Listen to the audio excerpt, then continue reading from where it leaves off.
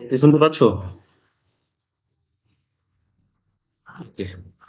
তো আজ এটা আমাদের আলোচনার বিষয়বস্তু দেখতেই পাচ্ছ যে institutional mechanism for checks and balance in the Indian constitution. অর্থাৎ ভারতীয় সংবিধানে যে সমস্ত ব্যবস্থাগুলো গ্রহণ করা হয়েছে যে চেকস অ্যান্ড ব্যালেন্সটিকে বজায় রাখার জন্য। ঠিক আছে? চেকস অ্যান্ড ব্যালেন্সটিকে বজায় রাখার জন্য। তো এখন এই প্রসঙ্গটি কেন আলোচনায় গুরুত্বপূর্ণ হয়ে উঠলো সেটা আগে সবার আগে বুঝতে হবে। তোমরা জানো যে আ বর্তমান দিনের ডেমোক্রেসি মেইনলি হচ্ছে আ ডেমোক্রেসির যে ফাংশন সেটা গভর্নমেন্টের মাধ্যমে হয়। এখন গভর্নমেন্ট বলতে ৩ টে আলাদা অর্গানাইজেশনস কে বোঝানো হয়েছে। এই আইডিয়াটি দিয়েছিলেন হচ্ছে ৩ টি গভর্নমেন্টের ৩ টি ব্রাঞ্চ কে বোঝানো হয়েছে। অর্গানাইজেশন বলব না, ব্রাঞ্চ। তো ব্রাঞ্চ কে বোঝানো হয়েছে। এই ব্রাঞ্চ গুলিকে বলা হয় লেজিসলেচার, এক্সিকিউটিভ, জুডিশিয়ারি। তো লেজিসলেচার, এক্সিকিউটিভ, জুডিশিয়ারি কে দায়িত্ব দেওয়া হয়েছে। এখন এই আইডিয়াটি কোথা থেকে এসেছে? এটা তোমরা জানো যে এই আইডিয়াটি ১ম যার আলোচনায় আমরা পাই আ আ তিনি হচ্ছেন জন লক। জন লকের আইডিয়াই ১ম মানে কমপ্লিট সেপারেশন অফ পাওয়ার এর শব্দটা প্রনাউন্স না তিনি করলেও সেপারেশনটা তিনি করেছিলেন। যে লেজিসলেচার এবং এক্সিকিউটিভ পাওয়ার এর মধ্যে তিনি একটা ডিফারেন্স কিন্তু ক্রিয়েট করেছিলেন। এবং সরকার এবং রাষ্ট্রের কাজের মধ্যে একটা তফাৎ করতে গিয়ে তিনি আসলে এটা করেছিলেন। পরবর্তীকালে এই আইডিয়াটিকেই ডেভেলপ করার কাজ করেছেন কিন্তু মন্তেস্কু। এবং তিনি আইডিয়ার নাম দিয়েছিলেন এটা সেপারেশন অফ পাওয়ার। তার যে বইটির নাম ছিল, যেটি খুব আলোচনায় সেই সময় ছিল, 'দ্য স্পিরিট অফ লস' বইটির নাম একাধিকবার পরীক্ষায় জানতে চেয়েছে, কাজেই খুব ভালোভাবে মাথায় রাখতে হবে। 'স্পিরিট অফ লস' ঠিক আছে? স্পিরিট অফ ঠিক আছে? 'স্পিরিট অফ লস' ঠিক আছে? 'স্পিরিট অফ লস' বইটিতে আ এখানে কিন্তু আমরা আলোচনাটা দেখতে পাই। ঠিক আছে? যে তিনি এই আলোচনাগুলো করেছেন। লেজিসলেচার, এক্সিকিউটিভ, জুডিশিয়ারির আলোচনা তিনি করেছেন। হুম? এবং প্রত্যেকের মধ্যে সেপারেশন এর কথা বলেছেন। এখন এই যে ক্লাসিক্যাল এই যে সেপারেশনস, কমপ্লিট যে ক্লাসিক্যাল সেপারেশন, সনাতনী ধারণা সেপারেটিজম এর আ সেপারেশন এর, এই সেপারেশন এর ধারণাটিকে কিন্তু আমাদের মতো দেশে কিন্তু রিজিডলি প্র্যাকটিস করা হয় না। আ এবং যে ধরনের ব্যবস্থা বেসিক্যালি দেখা যায় সেটিকে বলা হয় functional separation of power. Functional separation of power অর্থাৎ আমরা কমপ্লিট সেপারেশন দেখতে পাই না। যে লেজিসলেচার, এক্সিকিউটিভ, জুডিশিয়ারি তারা নিজেরা নিজেদের মতো করে কাজ করবে। কেউ কারো কাজে হস্তক্ষেপ করবে না। এই ধরনের কমপ্লিট সেপারেশন অফ পাওয়ার এর যে আইডিয়া আ এটা আমরা কিন্তু প্র্যাকটিস হতে আমাদের দেশে এট লিস্ট আমরা দেখতে পাই না। তো হ্যাঁ, যাও। তো যেহেতু আমরা দেখতে পাই না, তো যেহেতু আমরা দেখতে পাই না, তো কাজেই আমাদেরকে আ আমরা এটিকে যে আসলে যেহেতু দেখতে পাই না এবং ফলে আমরা যেটি দেখতে পাই সেটি হচ্ছে যে ফাংশনাল সেপারেশন অফ পাওয়ার। এই ফাংশনাল সেপারেশন অফ পাওয়ার এর কনসেপ্টটি হচ্ছে যে একটা বডি আরেকটা বডিকে বা একটা ব্রাঞ্চ আরেকটা ব্রাঞ্চের কাজে তারা আ তারা হচ্ছে ওভারল্যাপ করে, কোঅর্ডিনেট করে, মিউচুয়াল কন্ট্রোল করে। অর্থাৎ তাদের মধ্যে সহযোগিতা আছে। তাদের মধ্যে হচ্ছে পারস্পরিক নিয়ন্ত্রণ আছে এবং একে অপরের কাজকে ছাপিয়ে যাওয়ারও কিন্তু বা তাদের ঊর্ধ্বে গিয়ে কাজ করারও কিন্তু একটা কিন্তু ব্যবস্থা আমরা কিন্তু দেখতে পাই। তো এক প্রকার বুঝতেই পারছো যে সহযোগিতা মানে একে অপরকে মিলেমিশে কাজ করা। পারস্পরিক নিয়ন্ত্রণ মানে আমি যদি মানে লেজিসলেচার যদি এক্সিকিউটিভ কে করছে, এক্সিকিউটিভ ও লেজিসলেচার কে করছে, জুডিশিয়ারি লেজিসলেচার কে করছে, তো জুডিশিয়ারি আবার এক্সিকিউটিভ কে করছে, আবার এক্সিকিউটিভ লেজিসলেচার আবার জুডিশিয়ারি কেও করছে। সেই ধরনের ব্যবস্থাগুলো দেখতে পাওয়া যায় এবং ওভারল্যাপ হচ্ছে যে একে অপরের ঊর্ধ্বে গিয়ে কাজ করা। ঠিক আছে? সো এই সমস্ত বিষয়গুলো আমরা দেখতে পাই। Overlap, coordination, mutual control. তো এই পার্টিকুলার এই বিষয়টিকে যে নামে দেখা হয়, যে নামে এটা আসলে পরিচিত সেটা হচ্ছে ফাংশনাল সেপারেশন অফ যে কার্যগত ক্ষেত্রে আমরা দেখতে পাবো কি যে ক্ষমতা স্বতন্ত্রীকরণ হয়েছে। ক্ষমতা স্বতন্ত্রীকরণকে তার মানে রিজিডলি প্র্যাকটিস করা হয় না। স্ট্রিক্টলি প্র্যাকটিস করা হয় না। তো এই বিষয়টি আমরা এখানে দেখতে পাবো। এখন এইটা যখন করা হয় না এবং এই বিষয়টিকে এই ফাংশনাল সেপারেশন অফ পাওয়ার এর এই বিষয়টিকে আসলে চেকস অ্যান্ড ব্যালেন্স বলা হয়। ফাংশনাল সেপারেশন এই পাওয়ার এর কনসেপ্টটিকেই আসলে চেকস অ্যান্ড ব্যালেন্স বলা হয়। অর্থাৎ নিয়ন্ত্রণ এবং ভারসাম্য। এবার এই আইডিয়াটি কেন এসেছে না এসেছে এই জায়গা থেকে যে যদি কমপ্লিট সেপারেশন হয় যে কেউ কারো কাজে হস্তক্ষেপ করবে না এটা যদি হয় তাহলে কোন একটা বডি অত্যধিক বেশি পাওয়ারফুল হয়ে যেতে পারে এবং অন্যদেরকে কিন্তু সাবঅর্ডিনেট করতে পারে। আবার দেখা যায় কি এবং তাতে করে গণতন্ত্র বিপন্ন হতে পারে, মানুষের স্বাধীনতা নষ্ট হতে পারে, right? A separation of power এর আইডিয়াটি যে কারণে মন্তেস্কু নিয়ে এসেছেন সেটি হচ্ছে এটিই ছিল যে স্বাধীনতাকে সুনিশ্চিত করা। জনগণের স্বাধীনতাকে বা ইন্ডিভিজুয়াল জনগণ বলা যাবে না। ইন্ডিভিজুয়াল এর স্বাধীনতাকে সুনিশ্চিত করার জন্য তিনি এই ভাবনাটিকে সামনে নিয়ে এসেছিলেন।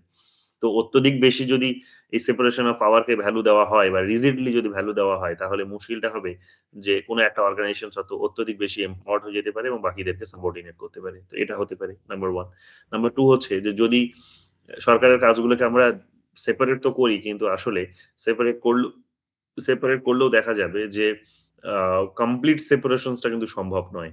কমপ্লিট সেপারেশন টা সম্ভব নয়। তার কারণ হচ্ছে জনগণের স্বাধীনতা এনশিওর করার জন্য আসলে যেভাবে কাজগুলো করা দরকার সেখানে দেখা যাবে যে একটা অর্গানাইজেশনের পাশে আরেকটা অর্গানাইজেশনের সহযোগিতাটা কিন্তু ভীষণভাবে প্রয়োজন হয়ে পড়ে। একাই কারো পক্ষে কিন্তু এটা করা সম্ভব নয়। এই স্বাধীনতা এনশিওর করা বা উন্নতি এনশিওর করা এগুলো কিন্তু সম্ভব নয়। এই কারণে চেকস অ্যান্ড ব্যালেন্স। এই কারণে আমরা দেখতে পাবো যে চেকস অ্যান্ড ব্যালেন্স এর কথা বলা হচ্ছে। ঠিক আছে? যে নিয়ন্ত্রণ এবং ভারসাম্য থাকবে। সো এই নিয়ন্ত্রণ এবং ভারসাম্যের ব্যবস্থাগুলো কিন্তু রাখা হয়েছে। নিয়ন্ত্রণ এবং ভারসাম্য।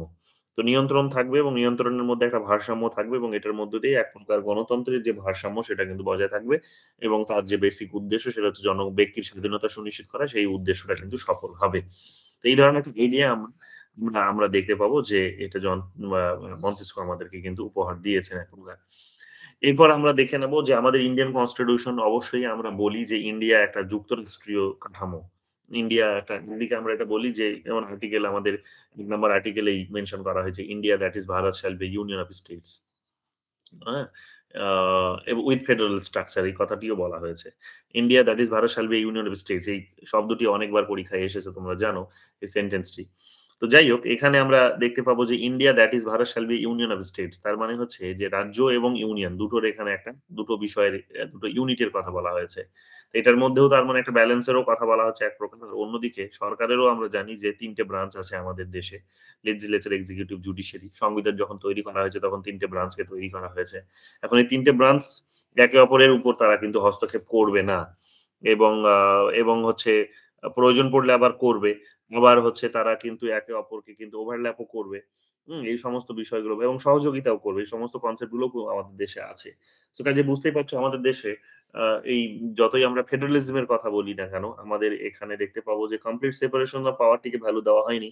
আ ডিভিশন টাকে ভ্যালু দেওয়া হয়নি। আবার সেপারেশন টিকেও ভ্যালু দেওয়া হয়নি। যে সরকারের বিভাগগুলোর মধ্যেও কিন্তু একে কমপ্লিটলি ইন্ডিপেন্ডেন্টলি তারা কাজ করছে। এইরকমও কিন্তু নয়। সহযোগিতা আছে, ওভারল্যাপ আছে, কোঅর্ডিনেশন আছে। এই সমস্ত বিষয়গুলো আমরা কিন্তু দেখতে পাই। এখন এখানে বিষয় হচ্ছে যে আমাদের সংবিধানে কোথায় কি বলা হয়েছে, কিভাবে এটা এনশিওর করা হয়েছে সেটা আমাদের বুঝতে হবে। পরীক্ষায় এখান থেকে প্রচুর প্রশ্ন এসেছে। সো কাজেই এই জায়গাগুলো আমাদেরকে একটু ভালোভাবে দেখতে হবে। কি দেখতে পাচ্ছ? লেজিসলেটিভ এক্সিকিউটিভ চেকস ১ম এ যে নিয়ন্ত্রণ। ঠিক আছে? নিয়ন্ত্রণ যে লেজিসলেটর এক্সিকিউটিভ নিয়ন্ত্রণ ১ম এ রয়েছে। ঠিক আছে? সো লেজিসলেচার মানে বুঝতেই পারছো যে আমাদের আইনসভার কথা বলা হচ্ছে। তো আমাদের যদি কেন্দ্রের আইনসভার কথা বলো তাহলে ২ টো তার হাউস আছে লেজিসলেচার মানে লোকসভা এবং রাজ্যসভা। তো সেই লোকসভা এবং রাজ্যসভার কথা বলা হচ্ছে। আর এক্সিকিউটিভ মানে বুঝতেই পারছো যে সেখানে সরকারের কথা বলা হচ্ছে যারা সরকার পরিচালনা করে যাদেরকে আমরা মন্ত্রী বলি। তো তাদের কথা বলা হচ্ছে। তো এইরকমভাবে আ এই বিষয়গুলাকে আমরা দেখি। এখন এক্সিকিউটিভ এর কন্ট্রোলটা লেজিসলেচার এর উপর আছে কিরকম ভাবে? যে কিভাবে তারা কন্ট্রোল করে, ঠিক আছে? কিভাবে কন্ট্রোল করে? এটা আমাদেরকে বুঝতে হবে যে প্রশাসনিক বিভাগ অর্থাৎ মন্ত্রীরা আইনসভাকে কিভাবে নিয়ন্ত্রণ করে? এটা আমাদেরকে বুঝতে হবে। তো মন্ত্রীরা বিশেষ করে বা প্রশাসক যারা আছে তারা আইনসভাকে কিভাবে নিয়ন্ত্রণ করে? এটা আমাদেরকে বুঝতে হলে দেখতে হবে আমাদের সংবিধানে আমরা এই শব্দগুলো খুঁজে পাবো। ১ম হচ্ছে যে সামন করা, সামন করা। prorogations, resolution এই শব্দগুলো আমরা খুঁজে পাবো। সামন করার অর্থ হচ্ছে অধিবেশন ডাকা। সামন কথার অর্থ হচ্ছে অধিবেশন ডাকা। ঠিক আছে? সামন কথার অর্থ যখন আমাদের ইন্ডিয়ান কনস্টিটিউশন এ ব্যবহার হয় তখন আমরা জানি যে আ সেটা পার্লামেন্টের অধিবেশন ডাকার কথা বলা হয়। এখন আমরা জানি যে পার্লামেন্টের অধিবেশন কে ডাকে? রাষ্ট্রপতি ডাকে। রাষ্ট্রপতি তো এক্সিকিউটিভ হেড। তাই না? তিনি আমাদের সাংবিধানিক হেড। তিনি সাংবিধানিক হেড, তিনি আমাদের রাষ্ট্রের হেড। কিন্তু রাষ্ট্রের হেড হলেও তিনি তো কমপ্লি তিনি তিনি তিনি প্রধানমন্ত্রীর পরামর্শক্রমে এবং মন্ত্রিপরিষদের পরামর্শক্রমে কাজ করেন। তাহলে মন্ত্রিপরিষদ বা প্রধানমন্ত্রী যখন তাকে আ আ উপদেশ দেয়, এডভাইস করে যে উম আ অ্যাডভাইস করে যে এই সময়ে আসলে পার্লামেন্টের অধিবেশন সামন করতে হবে। তো তিনি সেই সময় সামন করেন। অর্থাৎ জাস্ট তিনি একটা সিগনেটরি বডিজ একটা আর অন্য কিছু নয়। অর্থাৎ প্রেসিডেন্ট প্রধানমন্ত্রী এবং মন্ত্রী পরিষদের কথা শুনেই তার মানে এক প্রকার কাজ করেন। তাহলে এখানে পার্লামেন্টের অধিবেশন বসবে কি বসবে না এটা কে নিয়ন্ত্রণ করছে? এটা নিয়ন্ত্রণ করছে কিন্তু প্রেসিডেন্ট এবং প্রেসিডেন্ট আবার নিয়ন্ত্রিত হচ্ছে কিন্তু প্রধানমন্ত্রী এবং মন্ত্রী পরিষদের অ্যাডভাইস দ্বারা। তাই না? আর্টিকেল ৭৫ নম্বর আর্টিকেলে এই সমস্ত বিষয়গুলো মেনশন করা হয়েছে। সো এখানে আমরা দেখতে পাবো কি যে পার্টিকুলার সামনিং এর যে কনসেপ্ট, পার্টিকুলার যে সামনিং এর কনসেপ্ট যে পার্লামেন্টের অধিবেশন ডাকতে হবে, এই অধিকারটা রাষ্ট্রপতিকে দেওয়া হয়েছে। সো আর্টিকেল ৮৫ তে তোমরা এই জিনিসটা কিন্তু পাবে। এছাড়াও পার্লামেন্টের অধিবেশন মুলতুবি করে দেওয়া। যে পার্লামেন্টের অধিবেশন মুলতুবি হয়ে যাবে। ঠিক আছে? কিছু সময়ের জন্য মুলতুবি করে দিল। তো এটাও কে রাষ্ট্রপতি ঘোষণা করেন। এবং রাষ্ট্রপতি সে আবার প্রধানমন্ত্রী এবং মন্ত্রী পরিষদের কথা শুনে চলেন। যারা হচ্ছে যাদেরকে আমরা এক্সিকিউটিভ বলি বা প্রশাসক বলি। তেমনি ভেঙে দেওয়া, পার্লামেন্ট ভেঙে দেওয়া, ডিসলিউশন ভেঙে দেওয়া। পার্লামেন্ট ভেঙে দেওয়া মানে লোকসভা ভেঙে দেওয়ার কথা বলা হচ্ছে। সো লোকসভা ভেঙে দেওয়া। কারণ রাজ্যসভা তো ভাঙা যায় না। রাজ্যসভা হচ্ছে একটা পার্মানেন্ট বডি। তো রাজ্যসভা ভেঙে দেওয়া। তো রাজ্যসভা ভেঙে দেওয়ার জন্য দায়িত্বটাও কাকে দেওয়া হয়েছে? অধিকারটা বলতে পারো এক প্রকার সাংবিধানিক অধিকার দেওয়া হয়েছে রাষ্ট্রপতিকে। কিন্তু রাষ্ট্রপতিকে আবার বলা হয়েছে যে রাষ্ট্রপতি কাজ করবেন প্রধানমন্ত্রীর কথা শুনে। তো এক প্রকার আমরা এখানে কি দেখতে পাচ্ছি? যে সামনিং বলো, প্রোরোগেশন বলো, রিজোলিউশন বলো এগুলো কিন্তু সবটাই প্রধানমন্ত্রী এবং তার মন্ত্রী পরিষদের উপর নির্ভর করে। এখন তারাই যেহেতু এক্সিকিউটিভ তাদেরকে এক্সিকিউটিভ বলা হয়। তাহলে এক প্রকার কি হয়? পার্লামেন্টের অধিবেশন বসবে কি বসবে না? পার্লামেন্টের অধিবেশন মুলতুবি থাকবে নাকি চলবে? লোকসভা এখানে ফাংশনাল থাকবে নাকি তাকে ভেঙে দেওয়া হয়? সেটাই নির্ভর করে কিন্তু প্রশাসকদের উপর অর্থাৎ মন্ত্রী পরিষদের উপর। তো এইরকম ভাবে আমরা দেখতে পাবো যে পার্লামেন্টের যে সমস্ত লেজিসলেশন এর যে সমস্ত কাজগুলো সেগুলো নিয়ন্ত্রণ কে করছে? সেগুলো কিন্তু প্রশাসকরা করছে। তো এরকম ভাবে দেখা যাচ্ছে যে একটা নিয়ন্ত্রণ তাদের উপর কিন্তু রয়েছে। অর্থাৎ এক্সিকিউটিভ এর নিয়ন্ত্রণ লেজিসলেচার এর উপর রয়েছে। তো এগুলো আমরা এখানে দেখতে পাচ্ছি। এরপরে বলছে ordinance making power. Ordinance making power জানো যে 1, 2, 3 বা রাষ্ট্রপতি ১২৩ নম্বর ধারা অনুসারে কি করতে পারেন যে অধ্যাদেশ জারি করতে পারেন। এখন এই অধ্যাদেশ জারি করা মানে আমরা জানি যে পার্লামেন্টের অধিবেশন যখন বন্ধ থাকে আ আইন তৈরি করা সম্ভব হয় না। তখন আমরা দেখতে পাই কি যে হঠাৎ করে কোনো আইনের প্রয়োজন পড়লে রাষ্ট্রপতি তখন কি করেন যে তিনি তিনি এরকম অধ্যাদেশ জারি করেন যেটা আইন হিসেবে কনসিডার হয়। তাই না? এবং সেটাকে ইমপ্লিমেন্ট করা যায় ইমিডিয়েট বেসিস এ। তাহলে এই ক্ষমতাটা রাষ্ট্রপতির। তো এই রাষ্ট্রপতি এখানে কি করল যে পার্লামেন্টকে বাইপাস করল। চাইলেই তাকে পার্লামেন্ট অধিবেশন এই পরেরদিন সকালবেলা পার্লামেন্টের অধিবেশন ডেকে দিলে কি ক্ষতি আসে? কিছু ক্ষতি নেই। বা তারা চাইলেই পারে হয়তো। বা হয়তো ৭ দিন ১৫ দিন পর একটা নোটিস দিয়ে হয়তো ডেকে নিল। এটা হতেই পারে। কিন্তু কথাটা হচ্ছে যে তারা সেটাকে বাইপাস করে কি করল? পার্লামেন্টকে এখানে বাইপাস করে কি করল? পার্লামেন্টের আইন তৈরি করার ক্ষমতাটিকে বাইপাস করল। ঠিক আছে? বাইপাস করে এখানে দেখতে পেলাম যে হঠাৎ করে তারা ইমিডিয়েট বেসিস এ একটা আইন তৈরি করে নিল। তাহলে এইরকম ভাবে আমরা কি দেখতে পেলাম? এইভাবে আমরা দেখতে পেলাম যে অধ্যাদেশ জারি হয়ে গেল। তাই না? আইন তৈরি হয়ে গেল। যেটা অধ্যাদেশ বলছি সেটা এক প্রকার আইন। আইন তৈরি হয়ে গেল। এই জায়গায় আমরা কি নোটিস করছি? এই জায়গায় আমরা নোটিস করছি এই জায়গায় আমরা কি নোটিস করছি? তাহলে এই জায়গায় আমরা নোটিস করছি যে পার্লামেন্ট কি করতে পারে? মানে সরি আ অ বা এক্সিকিউটিভ কি করতে পারে? যে এক প্রকার আইন তৈরি করিয়ে নিতে পারে। যদিও সেই আইনটাকে হচ্ছে ৪২ সপ্তাহের মধ্যে বলতে পারো। ঠিক আছে? আ ৬ সপ্তাহের মধ্যে। ৬ সপ্তাহের মধ্যে ৬ সপ্তাহ ৬ মাস ৬ সপ্তাহ সরি। ৬ মাস ৬ সপ্তাহের মধ্যে সেটাকে পার্লামেন্টে পাস করিয়ে নিতে হয়। এটা আমরা তাই জানি, তাই না? ৬ মাস ৬ সপ্তাহ মেক্সিমাম তার টাইম পিরিয়ড থাকে। তো ৬ মাস ৬ সপ্তাহের মধ্যে তাকে পার্লামেন্টে পাস করিয়ে নিতে হয়। কিন্তু ৬ মাস ৬ সপ্তাহ পর্যন্ত তারা তার মানে চাইলে অধিবেশন নাও ডাকতে পারে পার্লামেন্টের। পার্লামেন্টের আইন তৈরি করার ক্ষমতাটিকে এক প্রকার বাইপাস করে তারা নিজেরাই এখানে অধ্যাদেশ জারি করে কোন প্রয়োজনে সেই দেশে আইনকে লাগু করিয়ে দিল। লাগু করিয়ে দিয়ে বড় কোন ডিসিশন নিয়ে নিল। তারপরে সেটা আল্টিমেটলি লেজিসলেচার এ গিয়ে পাস হলো, হলো না হলো, নাই হলো। কেন? কারণ যদি সেটা পাস না হয় তাহলে কোন সমস্যা নেই। কারণ অলরেডি অধ্যাদেশ জারি করে যে সমস্ত চেঞ্জ গুলো করা হয়ে গেছে, সেগুলো তো আর বদলানো যাবে না। সেগুলো কি বদলানো যাবে? সেগুলোকে তো আর বদলানো যাবে না। কারণ এটাই সংবিধানের এটাই নিয়ম আসলে। যে অর্ডিন্যান্স জারি করে যে সমস্ত পরিবর্তনগুলো অলরেডি সরকার করে দিয়েছে, যে সমস্ত ডিসিশন গুলো নিয়ে নিয়েছে, এই অর্ডিন্যান্সটি ৬ মাস ৬ সপ্তাহ পর যদি পাস নাও হয় পার্লামেন্টে, তারপরেও কিন্তু অলরেডি নিয়ে নেওয়া ডিসিশন গুলোকে বদলানো যাবে না। তো এইরকম ভাবে কি করতে পারে? এরকম ভাবে প্রশাসক যারা আছে তারা নিজেদের যে রাজনৈতিক অভিসন্ধি বা যে সরকারের যে অভিসন্ধি যেটা আছে, সেই অভিসন্ধিগুলো তারা কিন্তু পূরণ করিয়ে নিতে পারে। তো এরকম ভাবে দেখা যাবে কি যে লেজিসলেচারকে বাইপাস করার একটা ক্ষমতা দেওয়া হয়েছে অর্থাৎ তাদেরকে নিয়ন্ত্রণ করার ক্ষমতা দেওয়া হয়েছে। এছাড়াও দেখতে পাবো ডেলিগেটেড লেজিসলেশন। ডেলিগেটেড লেজিসলেশন মানে হচ্ছে যে আইন তৈরি করার ক্ষমতা জানি আমরা জেনারেলি হচ্ছে আইনসভার। কিন্তু সেই কাজটা যখন হচ্ছে দেখা যাবে যে সরকার করছে। যেমন দেখবে এক প্রকার আইনের মতো আইনে যে বেসিক্যালি কি কি বলা থাকে, আইন বেসিক্যালি নিয়মের কথা বলা থাকে এবং সেই নিয়মটাকে পাশ করাতে হয় সকলের এখানে মেজরিটির সম্মতি দ্বারা সেটাকে পাশ হতে হয় এবং সেটা রাষ্ট্রপতির সম্মতি পেলে তবে আইনে পরিণত হয় এবং তারপরে গিয়ে আইনটাকে সেখানে বা নিয়মটিকে লাগু করতে হয়। কিন্তু এই ধরনের এই যে ডেলিগেটেড অর্ডিন্যান্স মেকিং পাওয়ার কিংবা ধরে নাও যে সরকার হয়তো কোনো একটা আম মা মা কোন ধরে নাও একটা নোটিফিকেশন জারি করলো সরকার। নোটিফিকেশন জারি করে সেখানে হয়তো কিছু রুলস রেগুলেশন দিল। কিংবা ধরে নাও যে কোন এথিক্যাল হয়তো কোন কোড তৈরি করলো। সেই এথিক্যাল কোডকে তৈরি করে তারা হয়তো সেখানে একটা নির্দিষ্ট নিয়ম জারি করে দিল। তো এটা তো এই করার এই কাজগুলো তো তারা তো সরকারের কাঁধেই রয়েছে। এবং সরকার এগুলো করে থাকে। যেমন একটা উদাহরণ নিতে পারো যে পার্লামেন্টে ২০১৭ সালে যখন হচ্ছে আ সোশ্যাল মিডিয়াকে কন্ট্রোল করার জন্য যখন একটা আইন পাস হলো মানে পেশ হলো, তখন সেই আইনটাকে দেখা গেল যে পাস করানো গেল না। এবং সরকার পক্ষ নিজেই সেই আইনটার মধ্যে একটা ফল্ট আছে বলে সেটা স্ট্যান্ডিং কমিটিতে পাঠিয়ে দিল এবং আল্টিমেটলি আইনটা পাস হলো না। তাই না? একটা ডিলে হলো।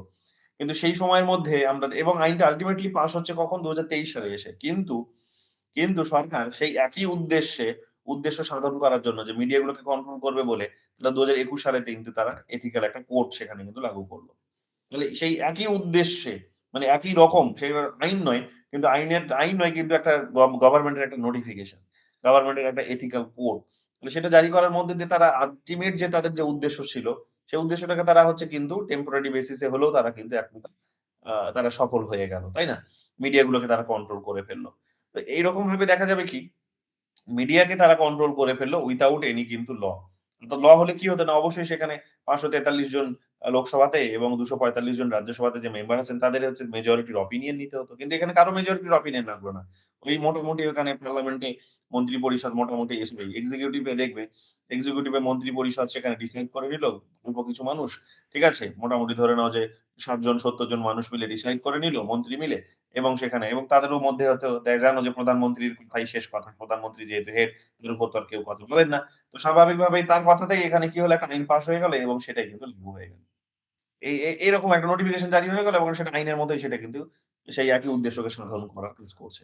তো এরকম ভাবে কি দেখা যাবে যে এই ছোট এই ধরনের ক্ষমতাগুলো তাদের হাতে দিয়ে দেওয়ার ফলে নোটিফিকেশন জারি করা, ঠিক আছে? কোন এথিক্যাল রুলস রেগুলেশন জারি করা। এগুলো যেহেতু করার ক্ষমতা দিয়ে দেওয়া হয়েছে তা কাজেই এখানে লেজিসলেচার এর যে কাজ সেটা কিন্তু ফুরিয়ে যাচ্ছে। লেজিসলেচার এর কাজগুলো ফুরিয়ে যাচ্ছে। এছাড়াও তোমরা দেখবে লেজিসলেচার এর কাজটা কিন্তু সীমিত হয়ে পড়ছে। এছাড়াও তোমরা দেখবে যে জেনারেলি যেহেতু হচ্ছে সরকারি পক্ষে হচ্ছে মানে পার্লামেন্টেও কোন আইন পাস হবে আর কোন আইন পাস হবে না সেটাও যেহেতু এক প্রকার মেজরিটির উপর নির্ভর করে যে মেজরিটি যেদিকে ভোট দেবে সেটাই পাস হবে বা সেটাই ব্যর্থ হবে। তাই না? পাস হবে বা ফেল হবে। তাহলে এখন দেখতে পাচ্ছি যে সরকার পক্ষও এক মোটামুটি ভাবে কি করে তাদের তৈরি করা যে ল গুলো বা যে তাদের তৈরি করা যে বিল গুলো সেই বিল গুলোই জেনারেলি তাদেরই কাছে যেহেতু মেজরিটি থাকে তারাই সেখানে পার্লামেন্টে গিয়ে পাস করাতে পারে। তাহলে এক প্রকার কি হবে লেজিসলেচার আছে তো ঠিকই কিন্তু লেজিসলেটর আসলে কিন্তু এক্সিকিউটিভ দেরই কাজ করছে। কেন? কারণ ওই পার্লামেন্টে গিয়ে যখন তারা পাস করাচ্ছে তখন তো তারা একটা বড় রাজনৈতিক দল সেখানে। বা তাদের একটা শরিক গোষ্ঠী আছে। তো সেই শরিক গোষ্ঠীগুলো মিলে একসাথে ভোট দিয়েছে একই দিকে। আল্টিমেটলি কি হয়েছে? তারা যেভাবে চেয়েছিল, যে আইনটাকে চেয়েছিল, যে নিয়ম লাগু করতে চেয়েছিল সেটাই তারা কিন্তু লাগু করে বসে। তো এইভাবে আমরা দেখতে পাই যে যেহেতু এখানে লেজিসলেচার আর এক্সিকিউটিভ এর মধ্যে বিশেষ কোনো পার্থক্য রাখা হয়নি। লেজিসলেচারে যারা হচ্ছে বড় রাজনৈতিক দল বা শরিক গোষ্ঠী তাদেরই একটা ছোট অংশ যেহেতু হচ্ছে এক্সিকিউটিভ মানে তারা যেরকম ভাবে আইন পাস করাতে চায় সেভাবে আইন পাস হয়। তো এইরকম এই কারণে এখানে বলা হচ্ছে কি যে ডেলিগেটেড লেজিসলেশন অর্থাৎ এটাকে বাংলায় বলা হয় যে অর্পিত ক্ষমতা প্রসূত আইন। যে অর্পণ করা হয়েছে। আইন তৈরি করার ক্ষমতাটিকে অর্পণ করা হয়েছে। কার হাতে অর্পণ করা হয়েছে? না যারা প্রশাসক আছে অর্থাৎ মন্ত্রী যারা আছে তাদের হাতে অর্পণ করা হয়েছে। তো এরকম ভাবে আমরা দেখতে পাবো কি যে এক্সিকিউটিভ কি করে? লেজিসলেচার এর উপরে কিন্তু একটা নিয়ন্ত্রণ করে। রাইট? আবার দেখো এক্সিকিউটিভ যেমন লেজিসলেচারকে নিয়ন্ত্রণ করে তেমনি লেজিসলেচার আবার এক্সিকিউটিভকে নিয়ন্ত্রণ করে। এই যে একে অপরকে নিয়ন্ত্রণ করার যে ব্যাপার এটার মধ্যে দিয়ে একটা ব্যালেন্স বজায় থাকছে। কিভাবে হচ্ছে সেটা দেখো। লেজিসলেচার আবার দেখো এক্সিকিউটিভকেও নিয়ন্ত্রণ করতে পারে। কিরকম ভাবে? যেমন এখানে একটা বিষয় আমাদের আর্টিকেল কনস্টিটিউশন এর আর্টিকেল 75 এ মেনশন করা হয়েছে যে কালেক্টিভ রেসপনসিবিলিটি। যৌথ দায়বদ্ধতা, কালেক্টিভ রেসপনসিবিলিটি, যৌথ দায়বদ্ধতা। যৌথ দায়বদ্ধতায় কি বলা হয়েছে যে কাউন্সিল অফ মিনিস্টার অর্থাৎ মন্ত্রী পরিষদ কি থাকবে? বা যারা মন্ত্রী এক্সিকিউটিভ যাদেরকে আমরা মন্ত্রী পরিষদ বলছি, সেই মন্ত্রী পরিষদ তাদের সমস্ত কাজের জন্য তারা লোকসভার কাছে দায়বদ্ধ থাকবে। ইন জেনারেল বলা হয়েছে পার্লামেন্ট, তাই না? পার্লামেন্টের ২ টা হাউজেই তারা জেনারেলি গিয়ে প্রশ্নের উত্তর দিতে বাধ্য। কিন্তু স্পেসিফিক্যালি তাদেরকে কিন্তু লোকসভার কথা বলা হয়েছে যে এট লিস্ট লোকসভাতে গিয়ে তো তাদেরকে দায়বদ্ধ থাকতেই হবে। তাদের কাজের জন্য যদি কারো কিছু জানার বিষয় জানা থাকে, কেউ যদি প্রশ্ন করতে চায়, কারো যদি উত্তর জানা থাকে, তাহলে অবশ্যই সেই উত্তর তাদেরকে লোকসভাতে এসে কিন্তু দিতেই হবে। দিতেই হবে। তো এইরকম ভাবে কি দেখা যাবে যে কাউন্সিল অফ মিনিস্টার যারা এক্সিকিউটিভ যাদের বলছি, তারা কিন্তু লোকসভাতে এসে তাদের সমস্ত কাজের জন্য তারা কিন্তু জবাবদিহি করতে বাধ্য। যে ঠিক করছে, ভুল করছে, কিভাবে করছে, কেন করছে, তারা এটা কিন্তু বলতে বাধ্য লোকসভাতে এসে। যেমন যখন তুমি দেখবে যে হাসিনা যখন দেখবে ইয়ে থেকে দেশ ছেড়ে যখন তার নিজের দেশ ছেড়ে যখন পালিয়ে আসলেন, বাংলাদেশ থেকে পালিয়ে আসলেন, ইন্ডিয়াতে পালিয়ে এসে যখন পলিটিক্যাল আশ্রয় নিতে বাধ্য হলেন, অর্থাৎ পলিটিক্যাল অ্যাসিলাম নিতে যখন তিনি বাধ্য হলেন, তো সে তখন দেখা গেল যে কি যে ফরেন মিনিস্টারের কিন্তু লোকসভাতে দাঁড়িয়ে কিন্তু তিনি জবাবদিহি করলেন যে কেন এখানে উম আ বা বা শেখ হাসিনাকে এখানে আশ্রয় দেওয়া হয়েছে। বা শেখ হাসিনা আমাদের দেশেই এসে আছেন, সেটা তাকে প্রশ্ন করা হলে তিনি কিন্তু সেটা কিন্তু জনগণের সামনে কিন্তু পার্লামেন্টে দাঁড়িয়ে আ এমপিদের সামনে কিন্তু বললেন এবং সেখানে যেহেতু টিভি চ্যানেল আছে, মানে টিভিতে সেটা যেহেতু সঙ্গে, সঙ্গে ব্রডকাস্ট করা হচ্ছে, সো দেশের মানুষও জানার এক প্রকার সুযোগ পেল। তাই না? সো এরকমভাবে কি হলো যে এখানে লোকসভা এখানে তাকে কিন্তু বাধ্য করল যে তোমাকে এসে বলতে হবে যে শেখ হাসিনা, এটা আমরা কানাঘুষো শুনছি যে শেখ হাসিনা ভারতে এসেছে। তো সত্যিই কি উনি ভারতে এসে আছেন? তো উনাকে যখন প্রশ্ন করা হলো তিনি তখন বাধ্য হলেন কিন্তু মুখটা খুলতে এবং এইরকমভাবে তাদের একটা দায়বদ্ধতা সুনিশ্চিত করা গেল যে তাদেরকে কিন্তু দায়বদ্ধ থাকতে হবে লোকসভার কাছে। এইটা আমরা দেখতে পাচ্ছি আর্টিকেল 75 এ এটা বলা হয়েছে। পরীক্ষায় একাধিকবার এই আর্টিকেলটির নাম জিজ্ঞেস করেছে। কত, কত নম্বর আর্টিকেলে কি এই কালেক্টিভ রেসপনসিবিলিটি কত নম্বর আর্টিকেলে মেনশন করা হয়েছে। এটা একাধিকবার জায়গায় বলা হয়েছে, সো এটা তোমাদেরকে ভালো করে দেখতে হবে। এরপরে দেখো এখানে বলা হচ্ছে no confidence motion. No confidence motion শুধুমাত্র লোকসভাতেই আনা যায়। এটাও ভালো করে জেনে নাও যে লোকসভাতেই শুধুমাত্র নো কনফিডেন্স মোশন আনা যায়। অর্থাৎ যেটাকে বলা হয় অনাস্থা প্রস্তাব। তো অনাস্থা প্রস্তাব লোকসভাতেই শুধুমাত্র আনা যায়। রাজ্যসভাতে আনা যায় না। লোকসভাতে এখানে আমরা কি দেখতে পাচ্ছি? Lok Sabha can remove the government by passing a no confidence motion. Lok Sabha can remove the government by passing a no confidence motion. অর্থাৎ এখানে লোকসভাতে বুঝতেই পারছো ৫৪৫ জন ৫৪৩ জন মেম্বার আছে। এখন ৫৪৩ জন মেম্বারের মেম্বার সবাই মিলে একটা মোটামুটি তাদের মধ্যে মেজরিটি যদি এখানে এখন একটা ডিসিশন নেয় যে সরকারের উপর আমাদের আর আস্থা ভরসা নেই। এই ধরনের একটা যদি প্রস্তাব পাস হয়ে যায় যে হ্যাঁ, সরকারের উপর আমাদের আস্থা ভরসা নেই, তাহলে কি হতে পারে? তাহলে সরকারকে কিন্তু সেখান থেকে রিজাইন করতে হতে পারে। ওই সরকার পড়ে যাবে, অন্য কোন সরকার হয়তো তৈরি হতে পারে। ওই একই পার্টি থাকতে পারে। নেসেসারি নয় যে সেই পার্টি ছেড়ে অন্য কোন পলিটিক্যাল পার্টি ক্ষমতায় আসবে। ওই পার্টিই থাকতে পারে ক্ষমতায়। ঠিক আছে? ক্ষমতায় হয়তো ওই পার্টিই থাকবে। উম কিন্তু হয়তো ওই সরকারটা থাকবে না। ওই ব্যক্তিরাই হয়তো থাকবে না। ওই ব্যক্তিরাই হয়তো একই মন্ত্রক হয়তো চালাবেন না। হয়তো কিছুজন তাদের মধ্যে আবার রিপিট হতে পারে যে একই আগের সরকারেও যে যারা কিছুজন ছিল যারা মন্ত্রী ছিল, এই নতুন সরকারেও হয়তো কিছুজন মন্ত্রী হয়েছে। কিন্তু কথাটা হচ্ছে যে সকলে তো থাকবে না। হুম? সকলে তো থাকবে না বা প্রধানমন্ত্রী তো এট লিস্ট প্রধানমন্ত্রী থাকছে না। প্রধানমন্ত্রীকেই সবার তিনি যেহেতু মাথা, সরকারের যেহেতু তিনি হেড, তো তিনি তো থাকবেন না ওই পদে। তো এইগুলো আমরা বারবার দেখেছি 90s এর পিরিয়ডে আমাদের দেশে আমরা বারবার দেখেছি। ব্রিটেনে আমরা রিসেন্টলি দেখলাম, তাই না? এই লাস্ট ইলেকশন এর আগে ব্রিটেনে আমরা এটা দেখেছি যে একাধিকবার সেখানে নো কনফিডেন্স মোশন এসেছে। তখন সরকার হেরে গেছে। সরকার পড়ে গেছে সেখানে। নো কনফিডেন্স মোশন এ হয়নি। তার আগে সরকার বাইরেই কিন্তু সরকার পড়ে গেছে। সো ওই একই রাজনৈতিক দলের অন্য কোন ব্যক্তি আবার সরকার গঠন করেছে। তিনি প্রধানমন্ত্রী হয়েছেন, বাকিদের সেখানে অন্যান্য এমপিদেরকে তিনি নিজের রাজনৈতিক দলে তিনি মন্ত্রী করেছেন। এগুলো আমরা দেখলাম। তাই না? লিজ ট্রাসকে দেখলাম, ঋষি সুনাককে দেখলাম, থেরেসা মেকে দেখলাম, ডেভিড ক্যামেরনকে দেখলাম। এদেরকে আমরা দেখলাম যে এরা কি করল? এরা হচ্ছে প্রধানমন্ত্রী হলো। So David Cameron, Theresa May, তারপরে আমরা দেখলাম লিজ ট্রাস, তারপরে আমরা ডে ডে ডেভিড ক্যামেরন, তারপর লিজ ট্রাস, তারপর ঋষি সুনাক। এতগুলো প্রধানমন্ত্রী আমরা দেখে নিলাম। কিন্তু একই রাজনৈতিক দল থেকে হয়েছে। তো এরকমভাবে কি হতে পারে? তাদেরকে যখন তুমি সরকার চেঞ্জ করতে তুমি বাধ্য করতে পারছো যখন, লোকসভার এই ক্ষমতাটা যখন আছে, তার মানে এটা বলা যায় যে লোকসভার হচ্ছে এক্সিকিউটিভকে বা প্রশাসককে এখানে নিয়ন্ত্রণ করাটা এক প্রকার ক্ষমতা। তারা যদি ভুল কিছু করে তাদেরকে তার মানে সরিয়ে দেওয়া যেতে পারে। সো এইটা কিন্তু আমরা এখানে দেখতে পাচ্ছি। ৩ নম্বরে চলে আসো questions hour and zero hour. Questions hour পার্লামেন্টের বুঝতেই পারছো যে একটা পার্টিকুলার প্রসেস এটা। ঠিক আছে? পার্লামেন্টের একটা প্রসিডিংস এর মধ্যে এটা চলে আসে যে জিরো আওয়ার। অর্থাৎ জিরো আওয়ার মানে হচ্ছে যে আ মেইন অধিবেশন শুরু হওয়ার আগের টাইমটা। ঠিক আছে? মেইন অধিবেশন শুরু হওয়ার, মেইন ফাংশন শুরু হওয়ার বলা যেতে পারে। যে মেইন ফাংশন শুরু হওয়ার আগের টাইমটা ওটা 0 আওয়ার হিসেবে কনসিডার করা, 0 টাইম হিসেবে কনসিডার করা হচ্ছে। যে তার মাঝে কোন গ্যাপ নেই। হঠাৎ করে কোন এমএলএ এমপি উঠে সেখানে প্রশ্ন করতেই পারে। তাই না? এবং কোয়েশ্চেন আওয়ারও হচ্ছে যে পার্টিকুলার একটা টাইম বরাদ্দ থাকে যে ওই সময় কোয়েশ্চেনস করা যেতে পারে। কোয়েশ্চেন আওয়ারও কোয়েশ্চেনস হতে পারে। তো যখন কোয়েশ্চেনস হবে তখন কি হবে?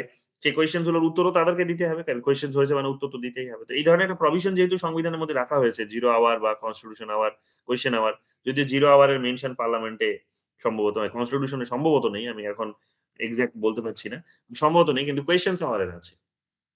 তো যেহেতু এই সমস্ত প্রভিশনস গুলো সেটা এখন কনস্টিটিউশন মেনশন থাক কিংবা এটা আমাদের একটা পার্লামেন্টারি একটা ট্র্যাডিশনাল প্র্যাকটিস হোক, যাই হোক না কেন, তো এগুলো যেহেতু এখন আমাদের আছে, তাহলে আমরা এখানে কি দেখতে পাচ্ছি যে স্বাভাবিকভাবে সরকারকে কিন্তু প্রশ্নের উত্তর দিতে হয়। এবং প্রশ্নের উত্তর দিতেও তিনি বাধ্য প্রশ্ন করতে করেছে। সেটা এখন লিখিত প্রশ্ন হোক কিংবা সেটা ওরাল প্রশ্ন হোক, যাই হোক না কেন, রিটেন হোক বা ওরাল হোক। তো যাই হোক, তাকে যেহেতু প্রশ্ন করা হয়েছে তিনি উত্তর দিতে বাধ্য। কাজেই উত্তর দিতে বাধ্য মানেই হচ্ছে এক প্রকার কিন্তু তাকে এক প্রকার নিয়ন্ত্রণ করা গেল। তো এরকমভাবে দেখা যাবে কি যে আইন বিভাগও কিন্তু এই শাসক বিভাগকেও কিন্তু এক প্রকার নিয়ন্ত্রণ করতে পারে।